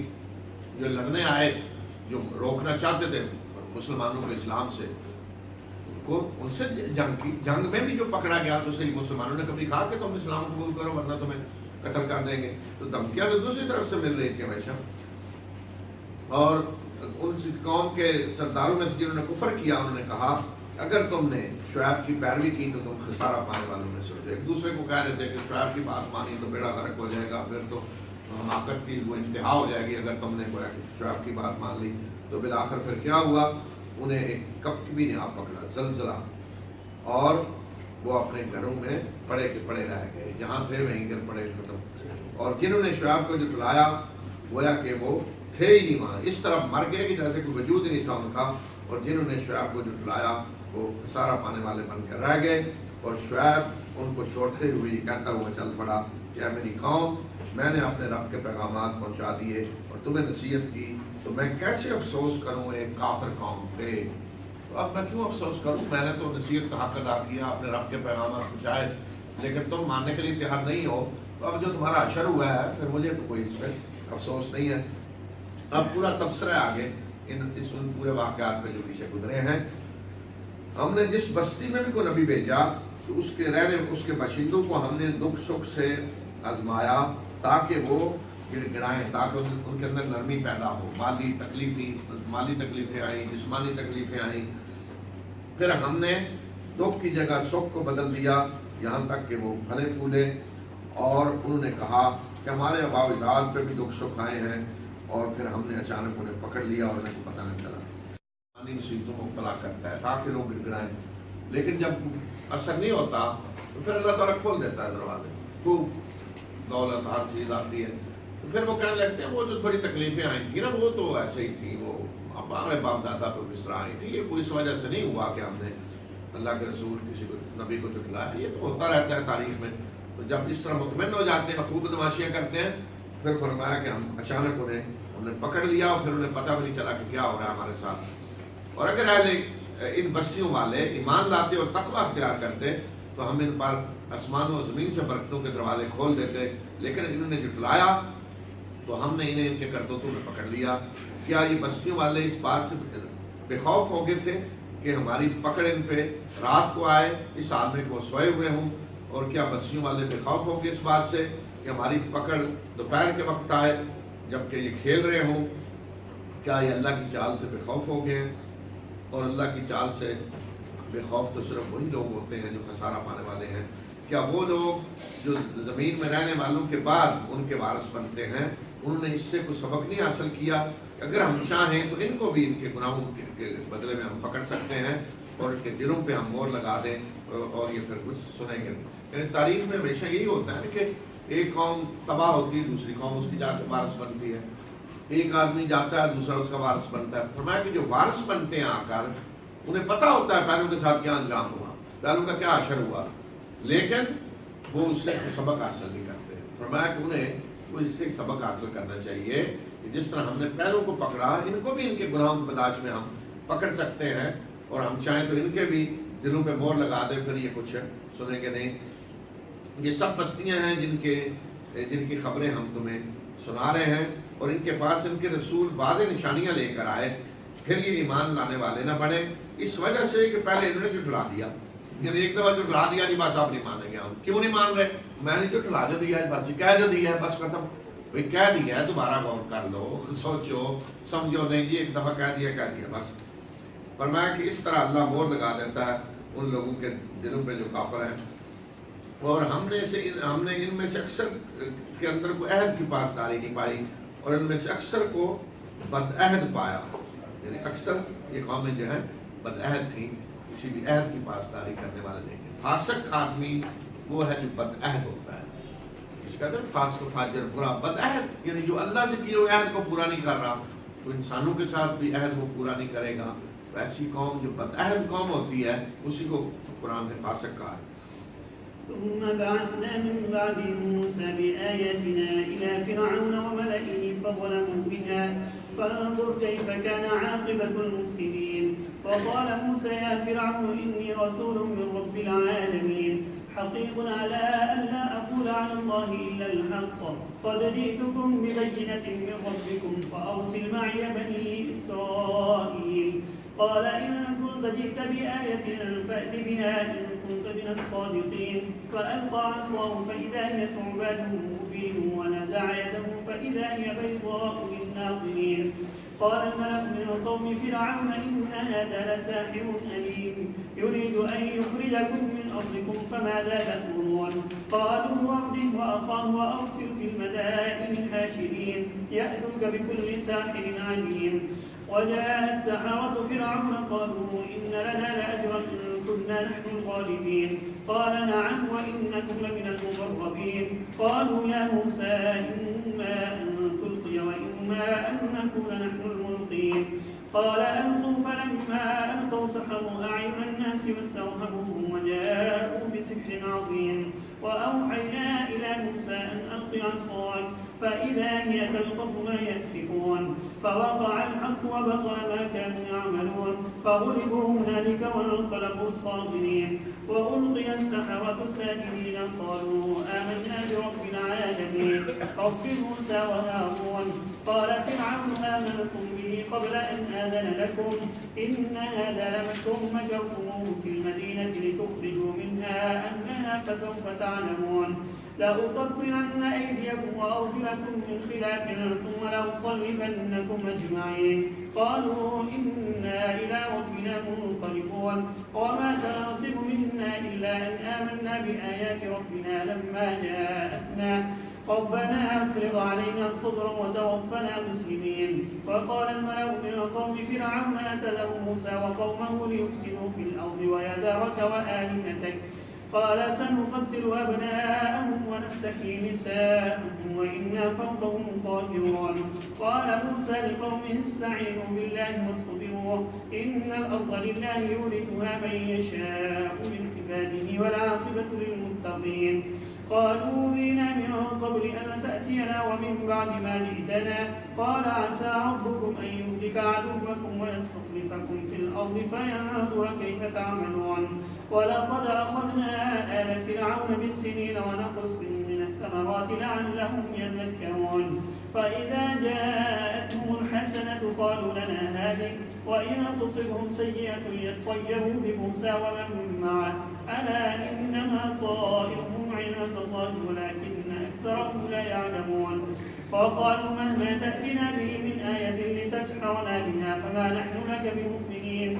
فأرسلنا عليهم الطوفان والجراد والقمل والضفادع والدم آيات مفصلات فاستكبروا وكانوا قوما مجرمين. ولما وقع عليهم الرجز قالوا يا موسى ادع لنا ربك بما عهد عندك لئن كشفت عنا الرجز لنؤمنن لك ولنرسلن معك بني إسرائيل. فلما كشفنا عنهم الرجز إلى أجل هم بالغوه إذا هم ينكثون فانتقمنا منهم فأغرقناهم في اليم بأنهم كذبوا بآياتنا وكانوا عنها غافلين. وأورثنا القوم الذين كانوا يستضعفون مشارق الأرض ومغاربها التي باركنا فيها وتمت كلمة ربك الحسنى على بني إسرائيل بما صبروا ودمرنا ما كان يصنع فرعون وقومه وما كانوا يعرشون. وجاوزنا ببني إسرائيل البحر فاتوا على قوم يعكفون على أصنام لهم قالوا يا موسى اجعل لنا إلها كما لهم آلهة قال إنكم قوم تجهلون إن هؤلاء متبر ما هم فيه وباطل ما كانوا يعملون. قال أغير الله يبغيكم إلها وهو فضلكم على العالمين. وإذ أنجيناكم من آل فرعون يسومونكم سوء العذاب يقتلون أبناءكم ويستحيون نساءكم وفي ذلكم بلاء من ربكم عظيم.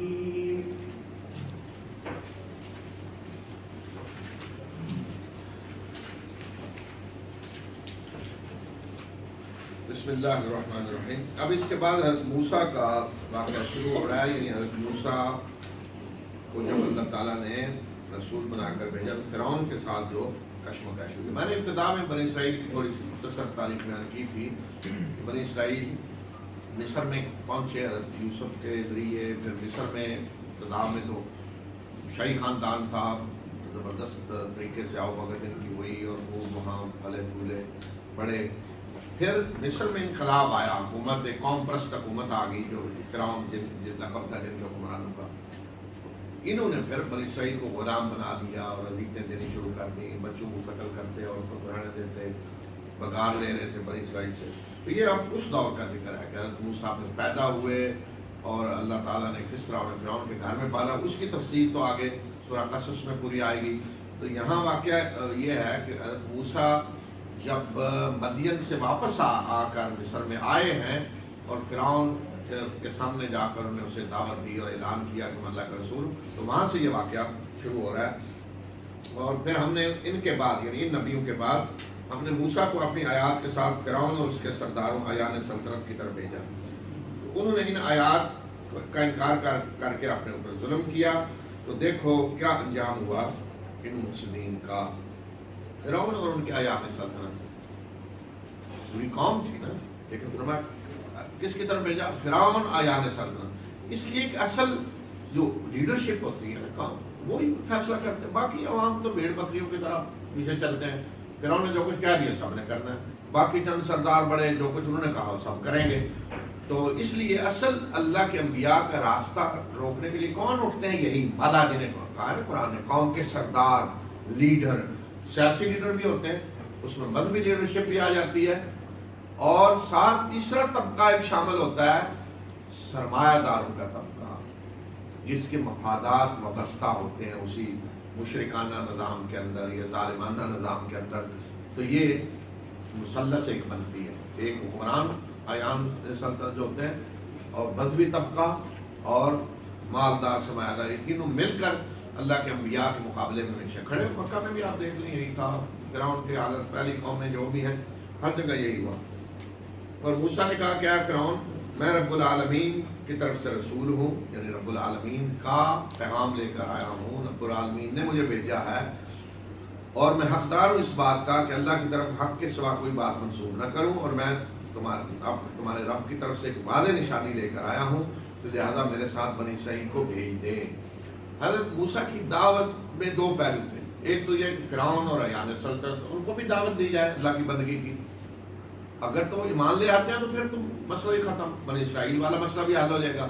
اور اگر وہ ایمان نہیں لاتے تو پھر کم از کم انہیں یہ کہا جائے کہ بنی اسرائیل کو غلامی سے آزاد کریں، وہ جہاں جانا چاہتے ہیں جائیں، انہیں چھوڑ دیں.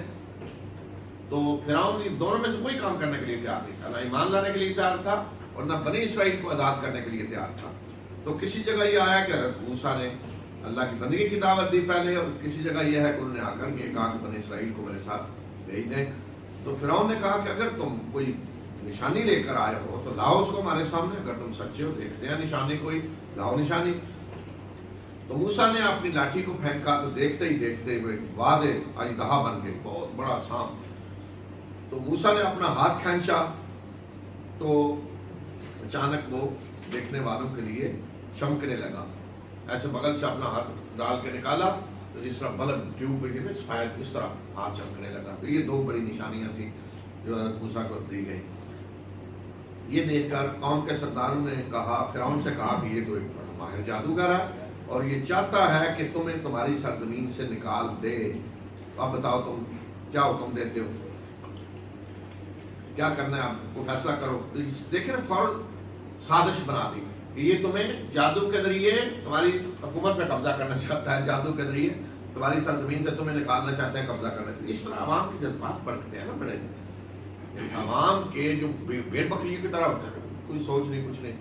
تو ان کے جذبات بھڑکانے کے لیے یہ بڑے ماہر ہوتے ہیں لیڈر، کہ ایسی کوئی بات کہہ دیں گے کہ فوراً عوام ہاں دیکھ رہے ہیں یہ بات ہے. اصل پیچھے سازش یہ ہے، اصل مقصد یہ ہے، یہ سارا کچھ تو ایسے ہو رہا ہے ظاہر، اصل پیچھے یہ ہے. تو یہ چال ہوتی ہے بڑی. آگے بھی آپ دیکھیں گے فرعون، یعنی آپ کو یہ ماننا پڑے گا یہ آج کے لیڈر جو ہے فرعون کے سامنے کیا حیثیت ہے. ایسے ایسے مشکل مرحلے میں ایسے ایسے سیاسی بیان دیے ہیں اس نے کہ حیران رہ جاتا ہے آدمی سمجھتے اب تو بیان اب پھنس گیا، اب کیا کرے گا. لیکن وہاں وہ ایسی چال چلتا ہے کہ آدمی حیران رہ جاتا ہے کہ لیڈرشپ جو ہے شیطان تو ہوتا ہے. تو یہ شیاطین جو ہے لیڈرشپ، ان کی سازشیں چالیں، کیا بات ہے، ان کا مقابلہ کرنا آسان نہیں ہوتا. تو انہوں نے کہا کہ اسے حضرت موسیٰ کے بارے میں کہا، جو مشورہ دیا ایان سلطنت نے کہ اسے اور اس کے بھائی کو روکے رکھیں اور شہروں میں ہر کارے بھیجیں جو تمہارے پاس ہر قسم کے ماہر جادوگر لے کر آئیں. یعنی انہیں روکے رکھیں مطلب انہیں ڈال دیں ابھی کہ ہم ایک وقت مقرر کرتے ہیں پھر آپ کو بلائیں گے. اور پھر فرمایا کہ فرعون کے پاس جادوگر آئے اور انہوں نے کہا کہ ہمیں تو ضرور بڑا اجر ملے گا اگر ہم غالب آ گئے. فرعون نے کہا ہاں اجر کیوں بلکہ تم تو بڑے مقرر بن جاؤ گے. تو پھر بلایا گیا حضرت موسیٰ کو بھی اور سارے لوگ جمع ہوئے اور پھر وہ مظاہرہ ہوا جادو کا. تو ان جادوگروں نے کہا کہ اے موسیٰ یا تو تم پہلے پیش کرو یا ہم پیش کرتے ہیں, یا آپ پہلے اپنا کچھ پیش کریں یا ہم. موسیٰ نے کہا بلکہ تم کرو. جب انہوں نے اپنے وہ سب چیزیں ڈالی رسیاں اور لاٹھیاں تو لوگوں کی آنکھوں کو انہوں نے جادو کر دیا اور ان پہ دہشت طاری کر دی اور وہ بہت بڑا جادو لے کر آئے. یعنی اپنی طرف سے ایسا جادو کا انہوں نے مظاہرہ کیا لوگوں کی آنکھوں پہ جادو کر دیا. وہ لاٹھیاں اور رسیاں لوگوں کو سانپ دوڑتے ہوئے نظر آنے لگی اور دہشت طاری ہوگی لوگوں پہ. یہ ہے جادو کی دوسری قسم. پہلی قسم میں نے بتائی تھی سورہ بقرہ میں کہ آدمی کو توہم سا ہونے لگتا ہے کسی کے بارے میں میرا دشمن ہے, تو اس سے مرد عورت کے درمیان تفریق پیدا ہو جاتی ہے, دوست دوست کے درمیان تفریق, ایک بہن سا ہوتا ہے کہ یہ میرا دشمن ہے, یہ میرے خلاف سازش کر رہا ہے, میرے خلاف سازش, یہ خوف کسی کا بھی ہے. دوسرا جادو یہ ہے کہ جس میں ایک چیز سامنے کو اور ہے نظر کچھ اور آنے لگتی ہے. اس سے زیادہ کچھ نہیں, یعنی آنکھوں پہ اثر تو ہوگا تھوڑی دیر کے لیے کہ مطلب کرسی پڑی ہے کچھ اور نظر آ رہی ہے. ایک جادو ہے. انہوں نے جو جادو کیا وہ یہ تھا, یہ قسم تھی.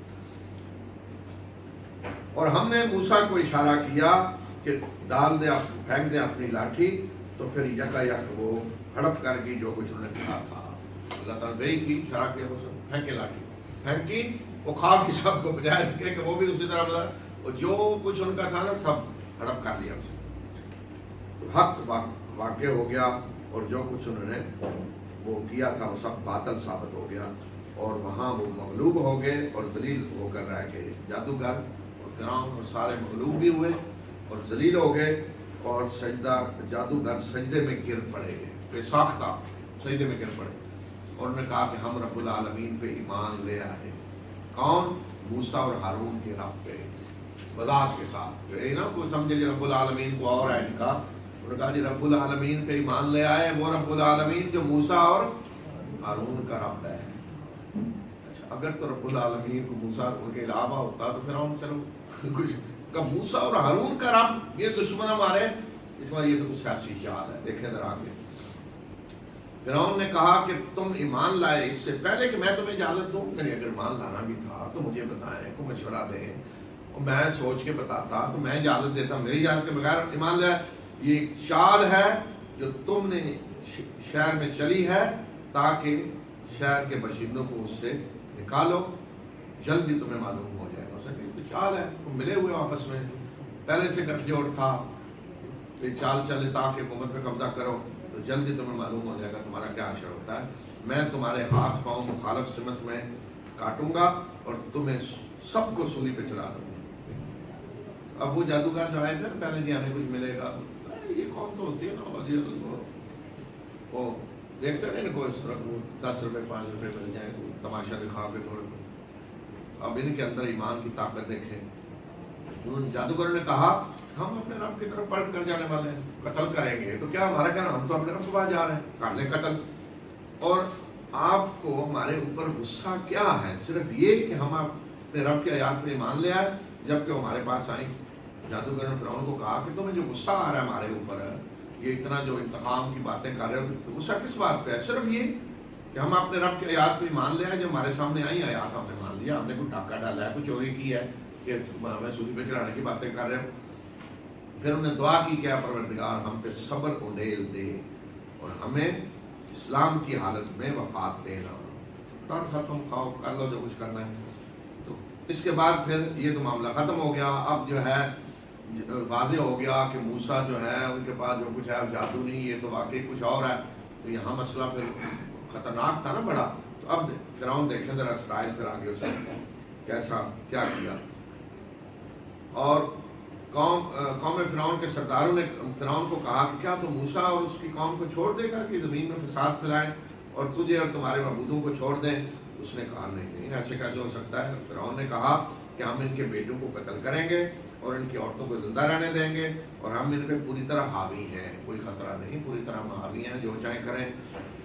تو موسیٰ نے اپنی قوم سے کہا کہ اللہ سے مدد طلب کرو اور صبر کرو, بے شک زمین اللہ کی ہے, وہ جسے چاہتا ہے اپنے بندوں میں سے وارث بناتا ہے اور انجام کار متقی لوگوں کے لیے ہے.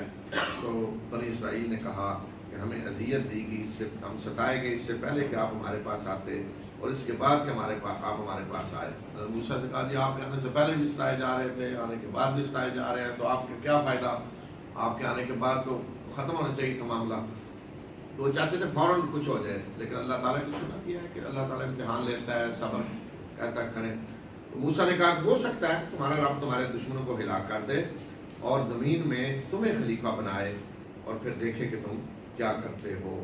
اور ہم نے آل فرعون کو قید سالی اور ثمرات یعنی خوراک کی کمی میں پکڑا تاکہ وہ یاد دہانی کریں, سبق حاصل کریں.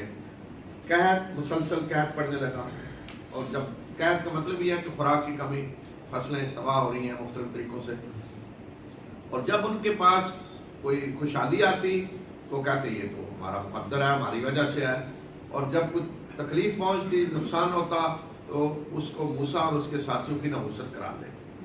یعنی اگر فصلیں اچھی ہوئی ہیں تو کہتے ہیں بڑا ہم نے بڑی اچھی پلاننگ کی, خراب ہو گئی تو کہتے ہیں ان کی وجہ سے نحوست ہے. خبردار, نحوست تمہاری جو ہے وہ اللہ کی طرف سے, اللہ کی شامت ہے, اللہ کی طرف سے شامت تمہاری آئی ہے, نحوست نہیں ہے کسی کی, لیکن تم میں سے اکثر نہیں جانتے. اور انہوں نے کہا, موسیٰ کو مخاطب کر کے انہوں نے کہا کہ جو بھی آپ ہمارے پاس کو نشانی لے آئیں ہم پہ جادو کرنے کے لیے تو ہم ایمان نہیں لائیں گے. جو کرنا ہے کر لیں, جس طرح کی نشانیاں لے آئیں تاکہ اس کے ذریعے کوئی جادو وادو کریں, ہم ماننے والے نہیں ہیں.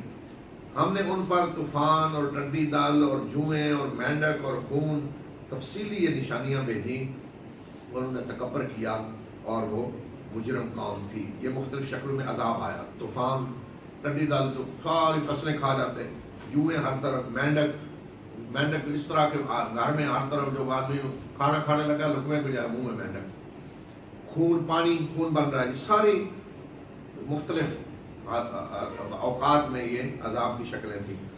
اور جب ان پہ کوئی عذاب آتا تو کہتے کہ اے موسیٰ, تمہارے رب نے تم سے جو عہد کر رکھا ہے اس کی بنیاد پہ ہمارے لیے دعا کر, اگر تو نے یہ عذاب ٹال دیا تو ہم تم پہ ایمان بھی لے آئیں گے اور تمہارے ساتھ بنی اسرائیل کو بھی بھیج دیں گے. مطلب طوفان آیا تو کہا جو دعا کر موسیٰ, اس لیے تیرے رب نے تجھ سے عہد کر رکھا ہے دعا کی قبولیت کا, تو دعا کر کے عذاب ٹل گیا تو ہم ایمان لے آئیں گے. عذاب ٹل جاتا, پھر اسی طرح پھر دوبارہ آیا عذاب, پھر اسی طرح مسلسل یہ رکھتے کرتے رہے. اور جب ہم نے ان کا وہ عذاب ایک مدت تک ٹال دیا جس کو وہ پہنچنے والے تھے تو وہ عہد کو توڑ دیتے. ایک مدت تک ٹال دیا, مدت ختم ہونے کے بعد پھر آنا تھا عذاب, اور وہ عہد کو توڑ دیتے جو انہوں نے کیا تھا, ایمان کا عہد, بنی اسرائیل کو بھیجنے کا عہد. اور پھر ہم نے ان سے انتقام لیا اور انہیں سمندر میں غرق کر دیا, اس لیے کہ انہوں نے ہماری آیات کو جھٹلایا اور وہ اس سے غافل تھے. اور ہم نے اس قوم کو اس زمین کے مشرق و مغرب کا وارث بنا دیا جس کو ہم نے برکت دی تھی. کس زمین؟ فلسطین کی سرزمین کا وارث بنا دیا. کس کو؟ بنی اسرائیل کو. لیکن یہ وراثت میں نے بتایا نا کس طرح ملی, وہاں سے نکلے, پھر جہاد کرنے کے لیے تیار نہیں ہوئے, پھر 40 سال بھٹکتے رہے, لیکن اللہ تعالیٰ نے کہہ دیا کہ اس زمین کے تم وارث ہو, مشرق و مغرب یعنی وہ پوری سرزمین کے جس کو ہم نے برکت دی. تو یہ زمین جس کے بارے میں قرآن نے کہا کہ ہم نے اسے برکت دی کہ فلسطین کی سرزمین ہے, اور تیرے رب کی بات بنی اسرائیل پہ پوری ہوئی جب انہوں نے صبر کیا. اور ہم نے فرعون نے جو تعمیرات, اور فرعون اور اس کی قوم نے جو تعمیرات کی تھیں اور جو ان کی فصلیں تھیں وہ سب ہم نے برباد کر دی. ان کے باغ اور چمن اور جو کچھ انہوں نے کیا ہوا تھا وہ سب ہم نے برباد کر دی, ان کی تعمیرات بھی اور ان کی وہ سارے باغات اور چمن بھی. اور بنی اسرائیل کو ہم نے سمندر پار کروایا, اور ان کا گزر ایک ایسی قوم پہ ہوا کہ جو ایک بت کی پوجا میں لگے ہوئے تھے, اور انہوں نے موسیٰ سے کہا کہ ہمارے لیے بھی اس طرح کا خدا بنا دیں جس طرح کا ان کا خدا ہے, ایک معبود اسی طرح کا ہمیں بنا دیں, بت بنا دیں, ہم بھی اس طرح پوجا کریں. موسیٰ نے کہا کہ تم جاہل لوگ ہو, इतनी बड़ी जहालत के अल्लाह की बड़ी बड़ी निशानियां देख के अभी आए हो और अभी कह रहे हो हमें बुत बना दे। मूसा ने कहा कि ये लोग जो इस हालत में हैं ये सब बर्बाद होने वाले हैं और जो कुछ ये कर रहे हैं ये सब बातिल है। मूसा ने कहा कि क्या मैं अल्लाह के सिवा और मबूद तलाश करूं तुम्हारे लिए, हालांकि उसने तमाम जहां वालों में तुम्हें फजीलत दी है, शर्म नहीं आती, उस अल्लाह के मुकाबले में और मबूद कहने बना दूं। और जब हमने तुम्हें आले फिरौन से निजात दी, अल्लाह ताला अपनी नेमत याद दिला रहे हैं, और हमने तुम्हें आले फिरौन से निजात दी, वो तुम्हें बुरा अजाब देते, यानी जिल्लत और रसवाई, औरतों को कत्ल कर छोड़ते, मर्दों को कत्ल करते, और तुम्हारे बच्चों को वो कत्ल करते थे और औरतों को जिंदा रहने देते, और इसमें तुम्हारे रब की तरफ से बहुत बड़ी आजमाइश है। وواعدنا موسى 30 ليلة وأتممناها ب10 فتم ميقات ربه 40 ليلة. وقال موسى لأخيه هارون اخلفني في قومي وأصلح ولا تتبع سبيل المفسدين. ولما جاء موسى لميقاتنا وكلمه ربه قال رب أرني أنظر إليك قال لن تراني ولكن انظر إلى الجبل فإن استقر مكانه فسوف تراني. فلما تجلى ربه للجبل جعله دكا وخر موسى صعقا. فلما أفاق قال سبحانك تبت إليك وأنا أول المؤمنين. قال يا موسى إني اصطفيتك على الناس برسالاتي وبكلامي فخذ ما آتيتك وكن من الشاكرين. وكتبنا له في الألواح من كل شيء موعظة وتفصيلا لكل شيء فخذها بقوة وأمر قومك يأخذوا بأحسنها سأريكم دار الفاسقين. سأصرف عن آياتي الذين يتكبرون في الأرض بغير الحق وإن يروا كل آية لا يؤمنوا بها وإن يروا سبيل الرشد لا يتخذوه سبيلا وإن يروا سبيل الغي يتخذوه سبيلا. ذلك بأنهم كذبوا بآياتنا وكانوا عنها غافلين. والذين كذبوا بآياتنا ولقاء الآخرة حبطت أعمالهم هل يجزون إلا ما كانوا يعملون. واتخذ قوم موسى من بعده من حليهم عجلا جسدا له خوار ألم يروا أنه لا يكلمهم ولا يهديهم سبيلا اتخذوه وكانوا ظالمين. ولما سقط في أيديهم ورأوا أنهم قد ضلوا قالوا لئن لم يرحمنا ربنا ويغفر لنا لنكونن من الخاسرين. ولما رجع موسى إلى قومه غضبان أسفا قال بئس ما خلفتموني من بعدي أعجلتم أمر ربكم. وألقى الألواح وأخذ برأس أخيه يجره إليه قال ابن أم إن القوم استضعفوني وكادوا يقتلونني فلا تشمت بي الأعداء ولا تجعلني مع القوم الظالمين. قال رب اغفر لي ولأخي وأدخلنا في رحمتك وأنت أرحم الراحمين. إن الذين اتخذوا العجل سينالهم غضب من ربهم وذلة في الحياة الدنيا وكذلك نجزي المفترين. والذين عملوا السيئات ثم تابوا من بعدها وآمنوا إن ربك من بعدها لغفور رحيم. ولما سكت عن موسى الغضب أخذ الألواح وفي نسختها هدى ورحمة للذين هم لربهم يرهبون. واختار موسى قومه 70 رجلا لميقاتنا فلما أخذتهم الرجفة قال رب لو شئت أهلكتهم من قبل وإياي أتهلكنا بما فعل السفهاء منا إن هي إلا فتنتك تضل بها من تشاء وتهدي من تشاء أنت ولينا فاغفر لنا وارحمنا وأنت خير الغافرين. واكتب لنا في هذه الدنيا حسنة وفي الآخرة إنا هدنا إليك قال عذابي أصيب به من أشاء ورحمتي وسعت كل شيء فسأكتبها للذين يتقون ويؤتون الزكاة والذين هم بآياتنا يؤمنون. الذين يتبعون الرسول النبي الأمي الذي يجدونه مكتوبا عندهم في التوراة والإنجيل يأمرهم بالمعروف وينهاهم عن المنكر ويحل لهم الطيبات ويحرم عليهم الخبائث ويضع عنهم إصرهم والأغلال التي كانت عليهم. فالذين آمنوا به وعزروه ونصروه واتبعوا النور الذي أنزل معه أولئك هم المفلحون.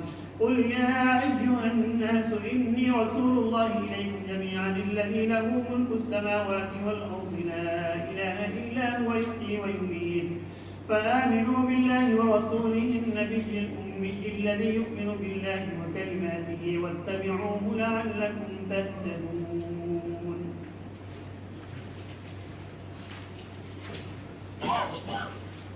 بسم اللہ الرحمن الرحیم. اب یہ آیات جو ہیں یہ بنی اسرائیل کی وہ تاریخ ہے جو پیچھے بھی کچھ گزری ہے اور یہاں بھی وہ آ رہی ہے. یہاں ایک واقعہ ہے کہ جب موسیٰ کو اللہ تعالیٰ نے تورات دینے کے لیے بلایا، پہلے 30 دن کی مدت تھی، 30 دن کے لیے آئے کوہ طور پہ، اور پھر اس مدت کو اللہ تعالیٰ نے 10 دن اور بڑھا دیا، 40 دن ہو گئی. اور جاتے ہوئے حضرت موسیٰ حضرت ہارون کو اپنا جانشین بنا کے گئے تھے قوم میں، دینی لحاظ سے بھی کہ وہ آپ کے ساتھ نبی ہیں، اور سیاسی لحاظ سے بھی کہ قوم کے لیڈر رہنما ہیں، انتظامی لحاظ سے بھی. تو وہاں پیچھے جو کچھ پھر قوم نے کیا یہ اس کا پورا ذکر ہے. اور موسیٰ سے ہم نے 30 راتوں کا وعدہ دیا، یعنی 30 راتوں کے لیے انہیں بلایا، پھر ہم نے اس کو مزید 10 راتوں سے پورا کیا، اور موسیٰ کا اپنے رب کے ساتھ مقررہ وقت 40 راتیں ہو گیا. اور موسیٰ نے اپنے بھائی ہارون سے کہا کہ میرے قوم میں میری جانشینی کرنا اور اصلاح کرنا اور مفسدین کے روش کی پیروی نہ کرنا. اور جب موسیٰ ہمارے مقررہ وقت پہ آیا اور اللہ نے اس کے رب نے اس سے کلام کیا، تو موسیٰ نے کہا کہ آپ پروردگار مجھے موقع دے کہ میں تجھے دیکھوں. اللہ تعالیٰ نے فرمایا کہ تو قطعاً مجھے نہیں دیکھ سکتا، لیکن اس پہاڑ کو دیکھیں، اگر یہ اپنی جگہ ٹھہر گیا تو پھر تو مجھے دیکھ پائے گا. اور جب اس کے رب نے پہاڑ پہ تجلی کی تو وہ ریزہ ریزہ ہو گیا، اور موسیٰ غش کھا کر گر پڑے. اور جب افاقہ ہوا تو اس نے کہا کہ پاک ہے تو، میں نے تیری طرف رجوع کیا، میں سب سے پہلے ایمان لانے والوں میں سے ہوں. یعنی یہ ایمان کے بغیر دیکھے، پہلے جو ہے نا اپنے آپ کو دکھائیں ذرا، تو میں اب یہ مطالبہ نہیں کرتا ہوں، میں اس کے بغیر ایمان لاتا ہوں.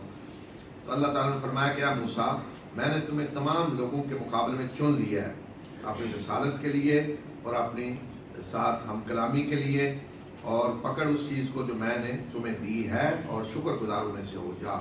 جو دی ہے کیا؟ تورات. اللہ کا ہر رسول جو ہے انہیں چن لیا جاتا ہے. مصطفیٰ کا معنی چنا ہوا، یعنی رسول منتخب ہو کر آتے لوگوں کے ذریعے، کہ لوگوں کو ووٹ دے رہے ہیں جی اللہ جی، اگر لوگوں پہ چھوڑا جائے تو استغفر اللہ جی، لوگوں کے فیصلے جو، تو یہ اللہ نے خود فیصلہ کرنا ہے کہ کس کو رسول بنانا ہے. تو اللہ خود چن لیتا ہے جس کو چاہتا ہے اس کام کے لیے. تو یہی حضرت موسیٰ کو کہا کہ میں نے تمہیں چن لیا اپنی رسالت کے لیے.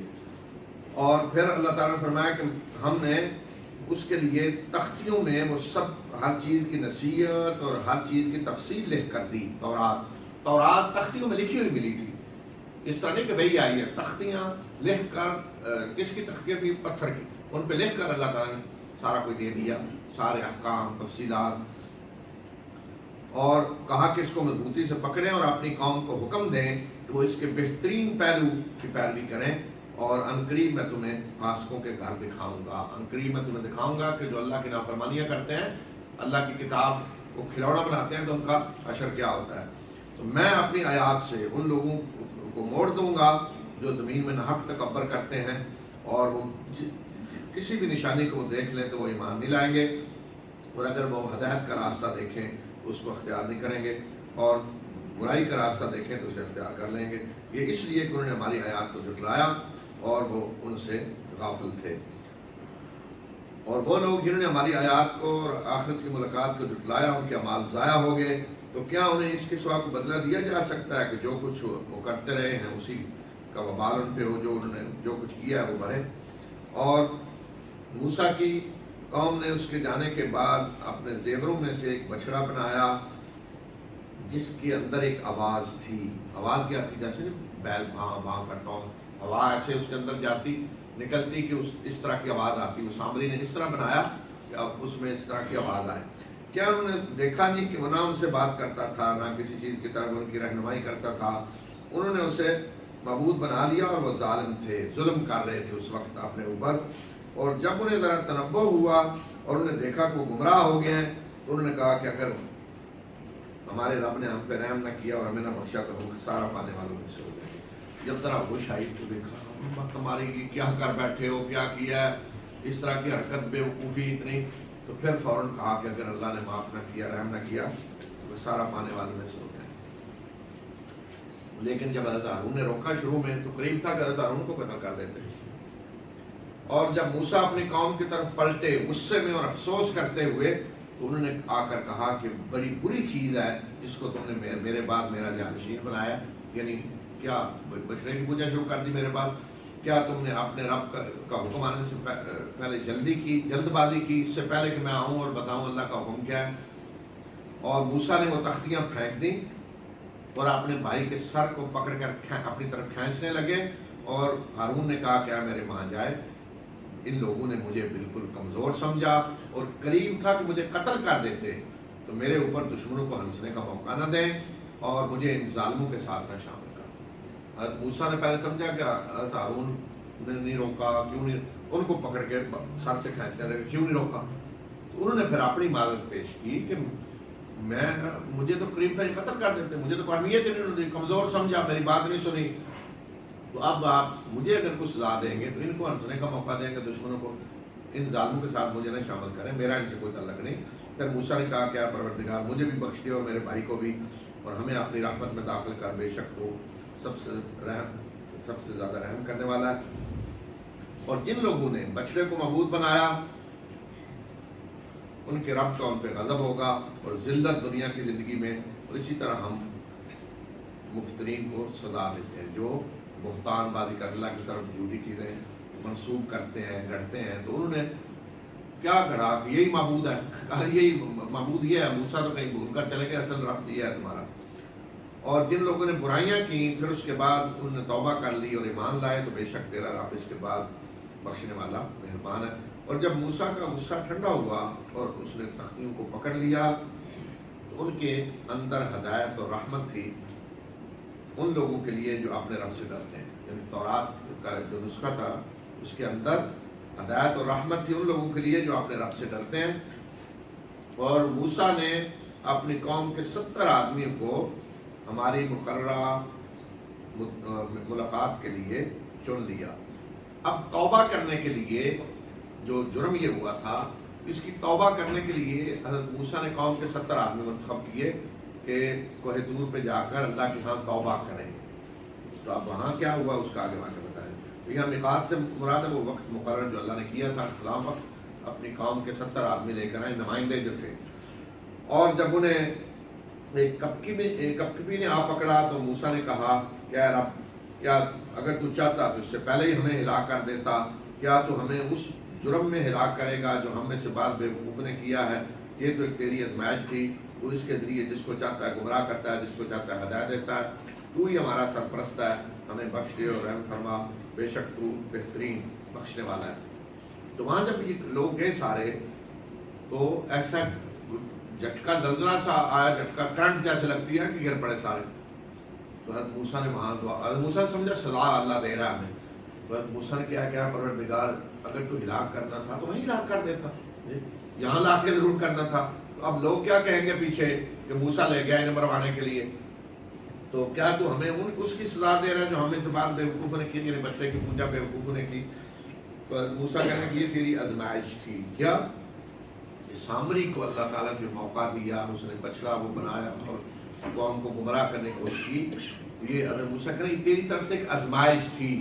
اور اس طرح کی آزمائشوں کے ذریعے وہ جس کو چاہتا ہے ہدایت دیتا ہے، جس کو چاہتا ہے گمراہ کرتا ہے. اس کا مطلب یہ ہے کہ دنیا میں آج سامری جتنے بھی ہیں تو اس طرح کی کوئی کرتے ہیں حرکتیں لوگوں کو گمراہ کرنے کی، عجیب و غریب چیزیں بنائیں گے، کریں گے، تو یہ اللہ کی طرف سے ایک آزمائش ہوتی ہے لوگوں کے لیے. اللہ مہلت دیتا ہے ایسے لوگوں کو کہ کریں، لوگوں کو آزمایا جائے. دیکھیں کسی اس طرح گمراہ کرنے والے کے چکر میں آتے ہیں یا اپنی عقل سے کام لیتے ہیں. تو اس طرح جو عقل سے کام لیتے ہیں وہ ہدایت پاتے ہیں، اس طرح کسی گمراہ کرنے والے کے چکر میں نہیں پھنستے. اور موسیٰ نے دعا کی کہ پروردگار اس دنیا میں بھی ہمارے لیے بھلائی لکھ دے اور آخرت میں بھی، بے شک ہم نے تیری طرف رجوع کیا. تو اللہ تعالیٰ نے جواب میں فرمایا کہ جہاں تک میرے عذاب کا تعلق ہے وہ تو میں جس کو چاہوں گا دوں گا، اور میری رحمت ہر چیز پہ چھائی ہوئی ہے. میں اس رحمت کو لکھ دوں گا، فرض کر دوں گا ان لوگوں کے لیے جو ڈرتے ہیں، جو اللہ سے ڈرتے ہیں اور جو زکوٰۃ دیتے ہیں اور جو ہماری آیات پہ ایمان لائیں گے. اور خصوصاً وہ لوگ جو رسول نبی امی کی پیروی کریں گے جس کو وہ اپنے ہاں لکھا ہوا پائیں گے तौरात में और इंजील में जो उन्हें मारूफ का हुक्म देंगे और मुनकर से रोकेंगे और उनके लिए पाकीज़ा चीज़ें हलाल करेंगे और खबीस चीज़ें हराम करेंगे और उनके बोझ और तौक जो उन्होंने अपने ऊपर डाले हुए हैं वो उतारेंगे और जो उस पर नबी उम्मी पे ईमान लाए और जिन्होंने उसको इज्जत की और मदद की और उस नूर की पैरवी की जो उसके साथ नाजिल किया गया, तो वो लोग हैं जो फलाह पाएंगे। मूसा ने जो दुआ की तो अल्लाह ताला फरमाया कि ठीक है, मेरा अजाब जब हो तो मैं जिसको चाहूँ दूंगा, लेकिन मेरी रहमत के कौन हकदार होंगे वो अल्लाह ताला ने वादे बता दिया। रहमत किन के लिए होगी? पहली चीज है वो अल्लाह से डरेंगे, ज़कात देंगे, हमारी आयात पे ईमान लाएंगे। बनी इसराइल के लिए था कि आइंदा रहमत के हकदार कौन होंगे कि जब आखिरी नबी आएंगे तो उन पे जो ईमान लाएंगे। अगर उन पे ईमान नहीं लाओगे तो वो रहमत खत्म, बनी इसराइल के लिए दरवाजे बंद। अब रहमत का रास्ता यही है कि नबी उम्मी पर ईमान लाओ। तो रसूल नबी उम्मी, रसूल और नबी जब कहा जाता है तो रसूल का दर्जा बड़ा होता है। हर रसूल नबी भी होता है लेकिन हर नबी रसूल नहीं होता। इस तरह आप कहते हैं कि हर जनरल फौजी तो होता है लेकिन हर फौजी जनरल नहीं होता। जनरल को फौजी कहेंगे ना, लेकिन हर फौजी जनरल नहीं होता। तो हर रसूल जो है वो लाजमन नबी भी होगा। तो रसूल सल्लल्लाहु अलैहि वसल्लम को कहा कि वो रसूल भी है, नबी भी है, उम्मी। उम्मी का क्या मतलब कि वो अरबों में से होंगे। यहूदी जो है अरबों को उम्मी कहते थे हकारत के साथ, ये उम्मी अनपढ़। तो फरमाया कि अब तुम्हें उस रसूल पे ईमान लाना होगा जो अरबों में से होंगे, उम्मी जिन्हें कहते हो। इसके बगैर रहमत के दरवाजे बंद। जो चाहता है कि अल्लाह की रहमत उसे मिले तो ये रास्ता है। फरमाया कि जिन्हें वो अपने यहाँ लिखा हुआ पा रहे हैं तौरात में इंजील में, उनके बारे में सारा लिखा हुआ है, जो आकर क्या करेंगे? मारूफ का हुक्म देंगे, मुनकर से रोकेंगे, पाकीज़ा चीजें हलाल करेंगे और खबीस चीजें हराम करेंगे। पाकीज़ा चीजें हलाल करेंगे क्यों खास तौर पे कहा? इसलिए कि बनी इसराइल ने बहुत सी पाकीज़ा चीजें हराम कर दी थी अपने ऊपर। दूसरा ये कि वो इनके बोझ और तौक उतारेंगे। इसर कहते हैं किसी ने अपने ऊपर जो बोझ लादा हुआ, अगलाल कहते हैं गले में तौक जो डाल दिए जाते हैं, बेड़ियां पहन ली जाती हैं। इससे मुराद बिदतों की बेड़ियां होती हैं। जैसे आप देखते हैं एक शहर बड़ा खूबसूरत बनाया जाता है, सही सड़कें, बिल्डिंगें बड़ी प्लान के साथ बनी होती हैं, हर जगह अपनी जगह। कुछ वक्त गुजरता है, 100 साल 200 साल तजावजात कर लेते हैं नजायज लोग अपनी अलग, किसी ने आगे करते, किसी ने आगे ये बना लिया, सड़कें तंग, सारा गुजरने का रास्ता नहीं। किसी को रेडी वाले कब्जा करके बैठे हैं, को दूसरे करते करते वो अशर हो जाता है, गंदगी, गुजर नहीं सकते, कुछ नहीं। तो फिर क्या होता है? फिर को अल्लाह का बंदा आता है, लकड़ा लगाता है, बुलडोजर लेकर पूरी की सफाई कर दो। ये बस असल वो नजर आना चाहिए जो शहर है, बाकी सब तजावजात नजायज उठा दो। इसी तरह दीन में ये नजायज तजावजात होती हैं, बिदते नजायज तजावजात। बोझ ला देते हैं लोग अपने ऊपर। तो गले में बेड़ियां खुद डालते हैं, रस्मों की बेड़ियां दबे होते हैं उनके नीचे। देखो मजाल नहीं। अब देखिए मसलन हमारे यहाँ आज जो हमने मुसलमानों ने बेड़ियां और तौक लादे हुए हैं अपने ऊपर, मजहब के नाम पे लादे हुए हैं ना। मिसाल के तौर पर एक आदमी फौत होता है तो सीधा सा इस्लाम ने तरीका बताया कि जो आदमी फौत होता है बड़ी इज्जत एहतराम के साथ उसको गुस्ल दो, लिबास सफेद जी कफन पहनाओ, जनाजा पढ़ो, उसे कब्र में दफन करो दुआ के साथ। कितने जबरदस्त इज्जत का बेहतरीन तरीका है। 3 दिन उसकी ताज़ियत के लिए बैठो, लोग आए, अफसोस का इजहार करें, ताज़ियत करें, हौसला दें, सब्र की तलकीन करें उनका, जिनको सदमा हुआ है। ठीक, लेकिन हमने उसको क्या बना दिया? बहुत हुआ बहुत होगी। उसके बाद ये तीजा, पहले ही रगड़ा तो निकल जाता है उसी में जो खाने हो, उससे दूसरे दिन रगड़ा निकल जाता है। फिर तीजे के दिन फिर वही लोग आएंगे, फिर जुमेरात, फिर 40वां, फिर बरसी।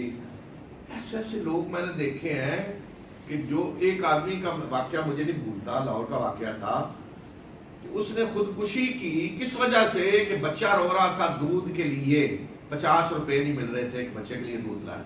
क्या तो इर्द गिर्द गया अपने रिश्तेदारों दोस्तों, किसी से 50 रुपए मांगे, किसी ने नहीं दिए। फिर जब घर आया उसी तरह बच्चे को रोते देखा कि बस होकर उसने खुदकुशी कर ली। अब वो आदमी जिसको 50 रुपए नहीं है बच्चे को दूध लाए, तो मौलवी उसे छोड़ देंगे? मौलवी ने छोड़ दिया होगा? नहीं, ये انہوں نے کہا کریں نتیجہ، قرض لیں بے شک، کریں نتیجہ، کریں جمعرات، کریں جناب 40واں، کریں برسیاں. یہ بوجھ ہے نا جو مذہب ہے، اس کو کہتے ہیں مذہب، یہ مذہبی رسم ہے، کہتے ہیں نا مذہب، حالانکہ مذہب کا کوئی تعلق نہیں. کوئی ایسی چیز بھی نہیں کہ جو اختلاف ہے جی کسی امام نے کہا یہ ہے، کسی نے، چاروں مذاہب اہل سنت کے دل ہے، ان کا ذکر بھی نہیں ہے ان چیزوں کا، لیکن ہم مذہب کے نام پہ کر رہے ہیں. کسی کی جرت ہے چھوڑے 40واں نہ کریں، کہتے ناک نہیں رہتی جی. یہ کئی لوگ چھوڑے مر رہے ہیں آپ قرض. ایک آدمی میرے پاس قرض مانگ رہا ہے، کس لیے 40واں نہ کرو، کہتے جی ناک نہیں رہے گی، چھوڑیں گے نہیں لوگ. کہتے وہ تو آگے بیٹھے ہوئے ہیں پہلے، اسے 40 دن سے پہلے 15 دن میں کر کے جاؤ جان چھوڑو میری، جان چھوڑو. تو یہ حال ہے. تو یہ کیا ہے؟ بوجھ. اور یہ بوجھ کسی کی جرت نہیں کہ اتارے، یہ صرف اللہ کے نبی اتارتے ہیں. کیوں کہ اللہ کے انبیاء کو کوئی پرواہ نہیں ہوتی کہ لوگ کیا کہیں گے، ورنہ ہر آدمی اس طرح کی چیزیں پس رہا ہوتا ہے. بوجھ دبا کیوں کرتا ہے کہ لوگ کیا کہیں گے، یہ ڈر ہوتا ہے لوگ کیا کہیں گے. لیکن اللہ کے انبیاء کو کوئی پرواہ نہیں ہوتی کہ لوگ کیا کہیں گے. وہ اٹھا کے پھینکتے ہیں ساری تجاوزات، بلڈوزر لگاتا ہوں، سب ختم ہو رہا ہے، دین صاف ہو جاتا ہے بالکل. اور اسی طرح اب کوئی رسول تو نہیں آئے گا نا، اب یہی کام امت کے مجددین نے کرنا ہے. مجددین اس امت میں آئیں گے، رسول صلی اللہ علیہ وسلم نے فرمایا اسی طرح دین میں نجائز تجاوزات تک آتے رہیں گے ہر وقت کے ساتھ ساتھ. کچھ 100 سال بعد ایسے علماء آئیں گے اللہ کے کہ جو ان نجائز تجاوزات کو ہٹائیں گے، دین کو پھر اصلی شکل میں پیش کریں گے، پھر لوگ تجاوزات کریں گے پھر اصلی شکل میں پیش. اس طرح اللہ کا یہ دین آج اس طرح آ رہا ہے، صاف واضح لوگوں کے سامنے.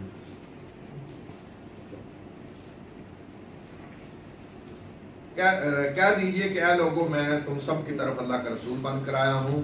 وہ اللہ کے آسمان و زمین کی بادشاہی اس کی ہے، اس کے سوا کوئی معبود نہیں. وہی زندگی دیتا ہے، موت دیتا ہے. ایمان لاؤ اللہ پہ اور اس کے رسول نبی امی پر جو اللہ کی آیات پر ایمان لاتا ہے اور اس کے فرمانوں پر اس کی پیروی کرو تاکہ تم ہدایت پاؤ. یعنی اب فرمایا کہ اب اللہ کے رسول آ کر یہی اعلان کر رہے ہیں کہ اے لوگوں میں تم سب کی طرف اللہ کا رسول بن کر آیا ہوں. اللہ کے پہلے کسی رسول نے کبھی یہ نہیں کہا سب لوگوں کی طرف، کوئی قوم کی طرف آتے، خاص علاقہ، خاص قوم، خاص وقت. لیکن آپ کی رسالت تمام لوگوں کے لیے، تمام انسانیت کے لیے ہے.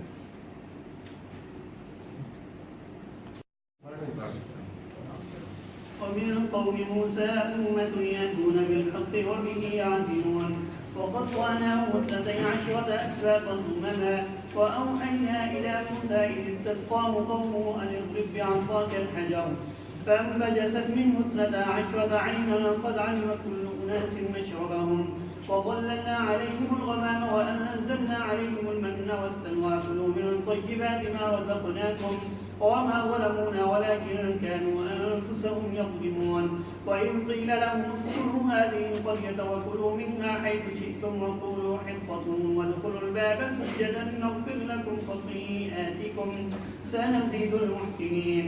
فبدل الذين ظلموا منهم قولا غير الذي قيل لهم فأرسلنا عليهم رجزا من السماء بما كانوا يظلمون.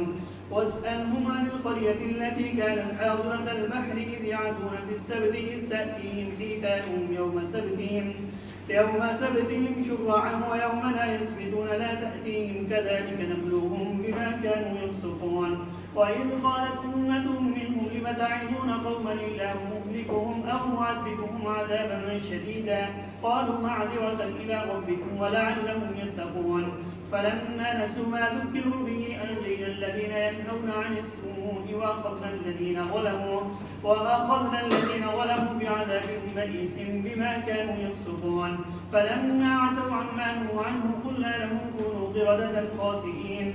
وإذ تأذن ربك ليبعثن عليهم إلى يوم القيامة من يسومهم سوء العذاب إن ربك لسريع العقاب وإنه لغفور رحيم. وقطعناهم في الأرض أمما منهم الصالحون ومنهم دون ذلك وبلوناهم بالحسنات والسيئات لعلهم يرجعون. فخلف من بعدهم خلف ورثوا الكتاب يأخذون عرض هذا الأدنى ويقولون سيغفر لنا وإن يأتهم عرض مثله يأخذوه. ألم يؤخذ عليهم ميثاق الكتاب ألا يقولوا على الله إلا الحق ودرسوا ما فيه والدار الآخرة خير للذين يتقون أفلا تعقلون. والذين يمسكون بالكتاب وأقاموا الصلاة إنا لا نضيع أجر المصلحين وإذ نتقنا الجبل فوقهم كأنه ظلة وظنوا أنه واقع بهم خذوا ما آتيناكم بقوة واذكروا ما فيه لعلكم تتقون.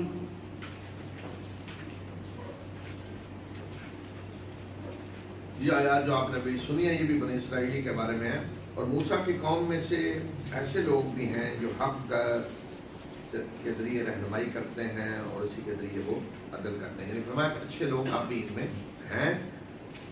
اور اس کے بعد فرمایا کہ ہم نے انہیں 12 خاندانوں میں بانٹ دیا، 12 گروہ ان کے بنا دیے، اور ہم نے موسیٰ کو وحی کی جب اس نے پانی مانگا، اپنی قوم کے لیے پانی مانگا کہ اس پتھر پہ لاٹھی ماریں، اس سے 12 چشمے پھوٹ پڑے اور تمام لوگوں نے اپنے پینے کی جگہ کو جان لیا، اور ہم نے ان پہ بادلوں کا سایہ کیا اور ہم نے انہیں من و سلوہ نازل کیا، انہوں نے کہا کہ کھاؤ ان پاکیزہ چیزوں میں سے جو ہم نے تمہیں رزق دیا ہے، اور انہوں نے ہمارے اوپر کوئی ظلم نہیں کیا لیکن وہ آپ نے اوپر ظلم کیا کرتے تھے، یعنی جب انہوں نے نافرمانی کی تو انہوں نے ہمارا کچھ نہیں بگاڑا، آپ نے اوپر ظلم کرتے تھے۔ یہ پیچھے بھی جو گزر چکا من و سلوہ والا واقعہ، اور آگے بھی جو آ رہا ہے یہ گزر ہے پیچھے۔ اور پھر اس وقت کو یاد کرو جب ہم نے ان سے کہا کہ اس بستی میں رہو اور جہاں سے چاہو کھاؤ اس بستی کے پیداوار میں سے، اور حتہ کہو یعنی دعا کرو کہ اللہ ہمیں بخش دے، اور دروازے میں سجدہ کرتے ہوئے داخل ہو، ہم تمہاری خطاؤں کو بخش دیں گے اور نیکوکاروں کو ہم مزید عطا کریں گے۔ تو ان میں سے جنہوں نے ظلم کیا ہم نے اس بات کو جو کہی گئی تھی ایک اور بات سے بدل دیا، اور ہم نے ان پہ آسمان سے عذاب نازل کیا اس وجہ سے جو ظلم کیا کرتے تھے۔ اب آگے وہ واقعہ آ رہا ہے اصحاب السبت والا، اور ان سے اس بستی کے بارے میں پوچھیں جو سمندر کے کنارے تھی، جب وہ ہفتے کے دن حد سے تجاوز کرتے، کہ جب ہفتے کے دن ان کے پاس مچھلیاں سر اٹھائے آتی تھیں، اور جب ہفتے کا دن نہیں ہوتا تھا تو مچھلیاں نہیں آتی تھیں، اس طرح ہم نے انہیں آزمایا اس وجہ سے کہ وہ نافرمانیاں کیا کرتے تھے۔ دیکھیں اللہ تعالیٰ کی آزمائش کیا آتی ہے، فرمایا کہ سمندر کے کنارے تھی بستی اور وہ اللہ کی نافرمانیاں کرتے تھے پہلے ہی، تو اللہ نے ایک اور امتحان میں ڈالا کہ ہفتے کے دن بنی اسرائیل کے لیے منع تھا شکار کرنا، کوئی کام کرنا، صرف عبادت ہے۔ ہمیں تو آج صرف اتنا ہے کہ جمعے سے پہلے تیاری کریں، جمعہ پڑھیں، اس کے بعد جائیں کام کریں، لیکن ان کے لیے یہ تھا کہ پورے ہفتے کے دن کوئی کام نہیں کرنا۔ تو ہفتے کے دن مچھلیاں سر اٹھائے آ رہی ہیں، ایسے نظر آ رہی مچھلیاں ادھر پکڑ نہیں سکتے، منع ہے۔ انہوں نے کہ ہیلا نکالا کیا کہ اس سے سمندر سے اس طرح پانی نکال کے نا باہر نہریں چھوٹی چھوٹی نالے بنا کے تالاب بنا لیے کہ مچھلیاں ان میں چلی جائیں ہفتے کے دن۔ تو ہوا کہ ہفتے کے دن ہی پکڑی گئی ہم نے، لیکن واپسی کا راستہ بند کر دیتے، ہفتے کے دن پکڑی نہیں، پکڑ لیتے اتوار کو۔ اس طرح وہ کہتے تھے ہم نے ہفتے کے دن نہیں پکڑی تو ہیلا کیا، اللہ کے قانون کو توڑا، لیکن چالاکی کے ساتھ ہیلا کر کے۔ تو یہ فرمایا کہ ہم نے آزمایا انہیں، جس کا مطلب اللہ آزماتا ہے اس طریقے سے کہ جو چیز منع کی ہوتی ہے، حرام ہوتی ہے، وہاں زیادہ منافع نظر آتا ہے، اور جو چیز حلال ہوتی ہے اس میں کم، اللہ تعالیٰ آزماتا ہے۔ اور جب ان میں سے ایک قوم نے کہا کہ تم کیوں لوگوں کو نصیحت کرتے ہو جن کو اللہ ہلاک کرنے والا ہے یا انہیں سخت عذاب دینے والا ہے، انہوں نے کہا کہ تمہارے رب کی ہاں مادر کے لیے، اور تاکہ ہو سکتا ہے کہ یہ بات آ جائے۔ تو وہاں 2 گروہ تھے، ایک گروہ وہ تھا جو انہیں روک رہا تھا کہ یہ اللہ کی نافرمانی کا کام ہے، اللہ کی شریعت سے تم کھیلے ہوئے کام نہ کرو۔ دوسرے تھے جو کر رہے تھے۔ ایک درمیان والا گروہ کہہ رہا تھا ان کو جو انہیں روک رہے تھے کہ کیوں، کیا ضرورت ہے تمہیں ان کو روک رہے ہو، نصیحت کرتے ہو، یہ تو ہلاک ہونے والے ہیں، چھوڑے انہیں، برباد ہونے والے ہیں۔ تو نصیحت کرنے والے نے کہا کہ ہمارا مقصد کیا ہے، کیوں ہم ان کو روک رہے ہیں؟ ایک تو یہ کہ ہم اپنے رب کے یہاں عذر پیش کر سکیں کہ ہم نے انہیں روکا، ایک دوسرا ایک شاید بات آ جائے، ہو سکتا ہے، تو اس لیے ہم تو آخری لمحے تک کوشش کریں گے۔ اور جب وہ بھول گئے اس کو جس کی انہیں یاد دہانی کرائی گئی، تو پھر ہم نے نجات دی ان لوگوں کو جو برائی سے روکتے تھے، اور جنہوں نے ظلم کیا انہیں ہم نے عذاب میں پکڑ لیا اس وجہ سے کہ جو وہ فاسق تھے۔ تو جو حرکت کر رہے تھے یہ نافرمانی، ان کو تو عذاب نے پکڑ لیا، جو روک رہے تھے ان کو فرمایا کہ ہم نے نجات دی۔ اب جو درمیان میں تھے ان کا کوئی ذکر نہیں، کیا بنا، ممکن وہ بھی عذاب کے پیٹ میں آ گئے ہوں۔ اور جب انہوں نے وہ اس چیز سے باز نہیں آئے جس سے انہیں روکا گیا تھا، تو ہم نے انہیں کہا کہ ذلیل بندر بن جاؤ، اللہ نے بندر بنا دی، شکلیں بگاڑ دی. لیکن بعض لوگ یہ کہتے ہیں کہ بندر وہیں سے چلے آتے. نہیں، بندر اللہ کے ہیں، وہ تو پہلے بندر تھا تو کہا نا بندر بن جاؤ. لیکن اس طرح جب کسی کو اللہ سزا دیتا ہے نا تو وہ نہیں زندہ رہتے کہ وہ جی بندر بنائے بیٹھے ہیں، وہ شکل بگڑی اور ختم ہو گئی. اس طرح عذاب جب بھی اس طرح کا آتا ہے تو وہیں انہیں ختم کر دیا جاتا ہے. اور اس وقت کو یاد کرو جب تمہارے رب نے یہ اعلان کر دیا، ان کو خبردار کر دیا کہ میں قیامت تک تم پہ ایسے لوگ بھیجتا رہوں گا جو تمہیں برا عذاب دیں گے. بے شک تیرا رب جلد سزا دینے والا ہے اور بخشنے والا اور مہربان ہے. انہیں خبردار کر دیا گیا ان کے انبیاء کے ذریعے کہ تمہاری حرکتوں کی وجہ سے اب قیامت تک اللہ ایسے لوگ تم پہ مسلط کرتا رہے گا جو تمہیں سزا دیں گے، بری سزا، جیسے ہٹلر نے کیا. اللہ کی طرف سے وہ ہے، اللہ تعالیٰ نے بتایا تھا انہیں تمہارے ساتھ یہ اشر ہوگا، قیامت تک ہوتا رہے گا. ابھی پتہ نہیں اور اس طرح کے کتنے ہٹلر آئیں گے، کیا کریں گے. اور ہم نے انہیں زمین میں ٹکڑے ٹکڑے کر کے بانٹ دیا، ان میں سے اچھے بھی ہیں اور اس میں سے برے بھی ہیں. اور ہم نے نیکیوں اور برائیوں کے ذریعے آزمایا، یعنی دکھ سکھ مختلف حالت خیر و شر کے ذریعے انہیں آزمایا تاکہ یہ رجوع کریں. یہ جو فرمان ہے ہم نے انہیں زمین میں ٹکڑے ٹکڑے کر کے بانٹ دیا. قطعناہم، قطعنا ہوتا ہے بالکل ایک پڑا چھوٹے چھوٹے ٹکڑے کرنا اس کے. یہ ہے اصل سزا جو انہیں ملی حضرت عیسیٰ کو جب انہوں نے کہا ہم نے عیسیٰ ابن مریم اللہ کے رسول کو قتل کیا. 70 سال بعد جب رومیوں نے پھر یلغار کی، پھر انہیں اس طرح تتر بتر کر دیا گیا، ٹکڑے ٹکڑے کر کے نا ایسے ایسے پھینک دیے گئے. دنیا کے ہر ملک میں آپ کو یہ ہوتی نظر آئے، ہر جگہ تھوڑے تھوڑے تھوڑے تھوڑے پوری دنیا میں. یہ فرمایا کہ ہم نے اس طرح نے ٹکڑے ٹکڑے کر کے پھیلا دیا پوری دنیا میں. یہ سزا کے طور پہ تھا. پہلے جو اوپر ہے نا 160 میں مقطع نہ ہو، وہ تنظیم کے لیے تھا، 12 قبیلے بنائے الگ الگ. تو یہاں سزا کے لیے پوری دنیا میں بکھیر دیا. اور اللہ تعالیٰ ہمارے اب ان کی حالت یہ ہے کہ اچھے لوگ بھی ہیں ان میں لیکن دوسرے بھی ہیں. اور پوری تاریخ میں فرمایا ہم ان کا امتحان لیتے رہے، اس کے بعد بھی امتحان لیتے رہے، دکھ سکھ سے خیر شر امتحانوں میں گزرے تاکہ یہ پڑھتے ہیں دوبارہ اللہ کے رسول پر ایمان لائیں، سیدھے ہو جائیں. لیکن فرمایا کہ ان کے بعد ان کے برے جانشین آئے جو کتاب کے وارث بنے اور وہ اسی دنیا گٹھیا دنیا ہی کا سامان وہ لیتے ہیں اور وہ ساتھ کہتے جاتے ہیں کہ ہمیں بخش دیا جائے گا. اگر اس طرح کا اور دنیا کا سامان آئے تو وہ بھی لے لیتے ہیں، یعنی دنیا ہی کے طلبگار ہے اور سارے کچھ کر کے رام خوریاں کر کے بھی ساتھ یہ بھی ہے جی ہمیں بخش دیا جائے گا.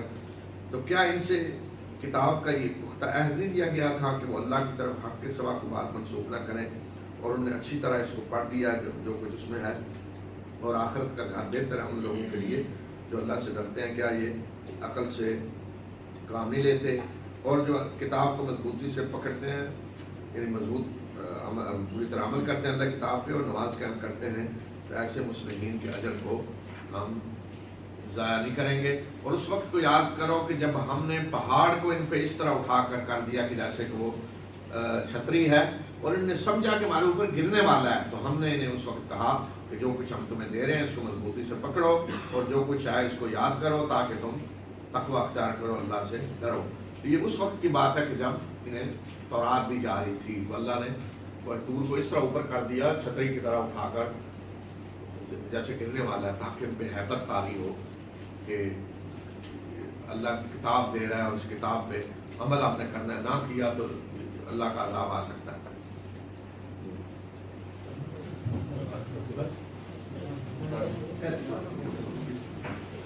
کل انشاءاللہ 4:15 بجے ہے، ٹھیک ہے؟ اصل کی نشست 4:15 بجے.